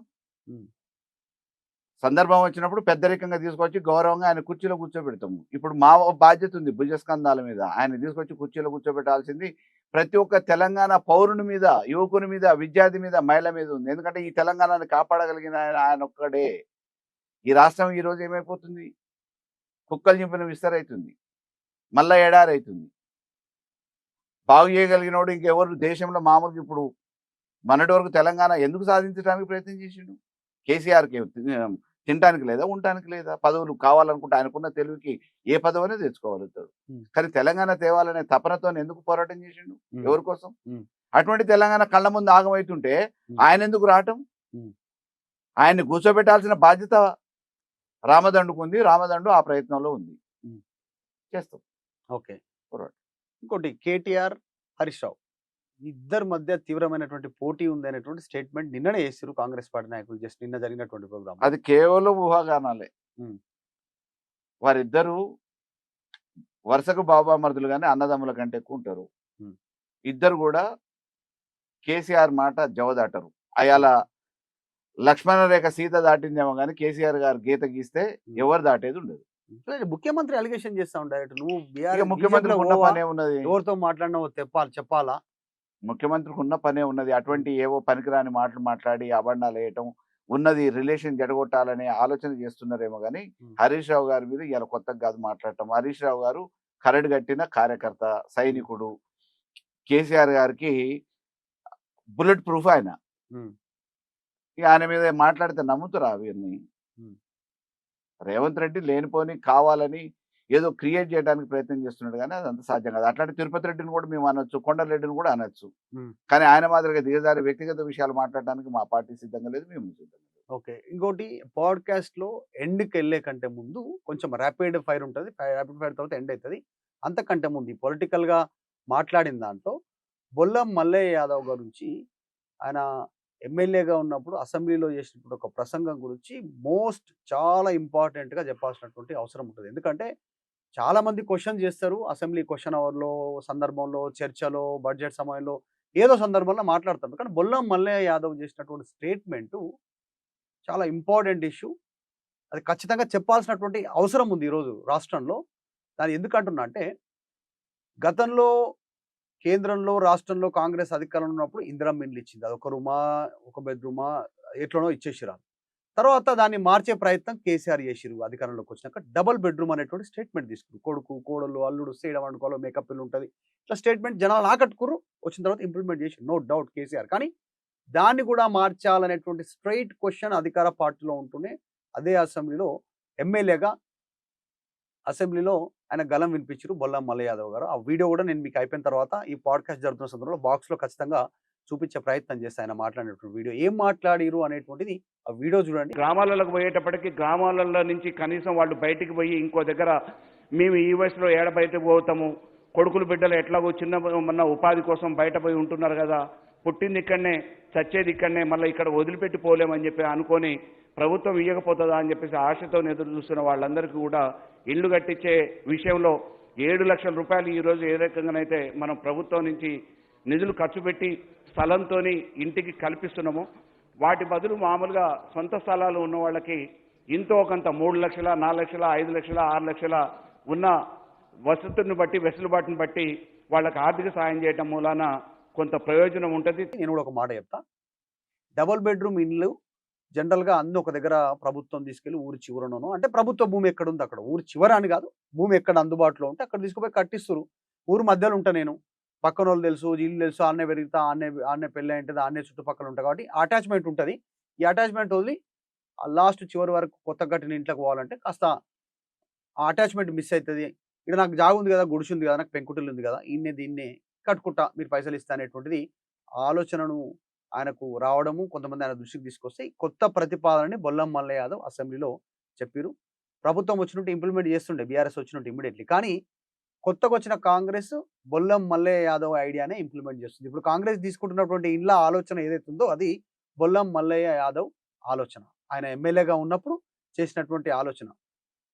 సొంత జాగా ఉంటే 5 లక్షలు, 6 లక్షలు, 7 లక్షలు ఎంతనో వీలైతే అంత ఇస్తే ప్రభుత్వం నుంచి అందులోకి ఇంత కలేసుకుంటాడు, 2-3 రూపాయలు కలేసుకుంటాడు, ఓ 10 రూపాయలు కలేసుకుంటాడు, ఆయన ఇష్టం ఉన్నట్టు కట్టుకుంటాడు, ఆన్నే ఉంటాడు, సాటిస్ఫైగా ఉంటాడు. మళ్ళీ ప్రభుత్వం కట్టించినట్టే పేరు, ఆయన ఆన్నే ఉన్నట్టు పేరు, అటాచ్మెంట్ అక్కడే ఉన్నాడు. ఈ ఐడియా కాంగ్రెస్ ప్రభుత్వం అధికారంలోకి వచ్చిన తర్వాత కూడా ఇంప్లిమెంట్ చేస్తున్న ఐడియా బొల్లం మల్లయ్య యాదవ్ది. అది వీడియో చూసినా నేను చాలా మంచిగా అనిపించింది యాదవ్ గారు, నిజంగా అప్రిషియేట్. ఇదొకటి. పాడ్కాస్ట్ ఎండింగ్లోకి వెళ్ళే ముందు టైం కూడా అయింది.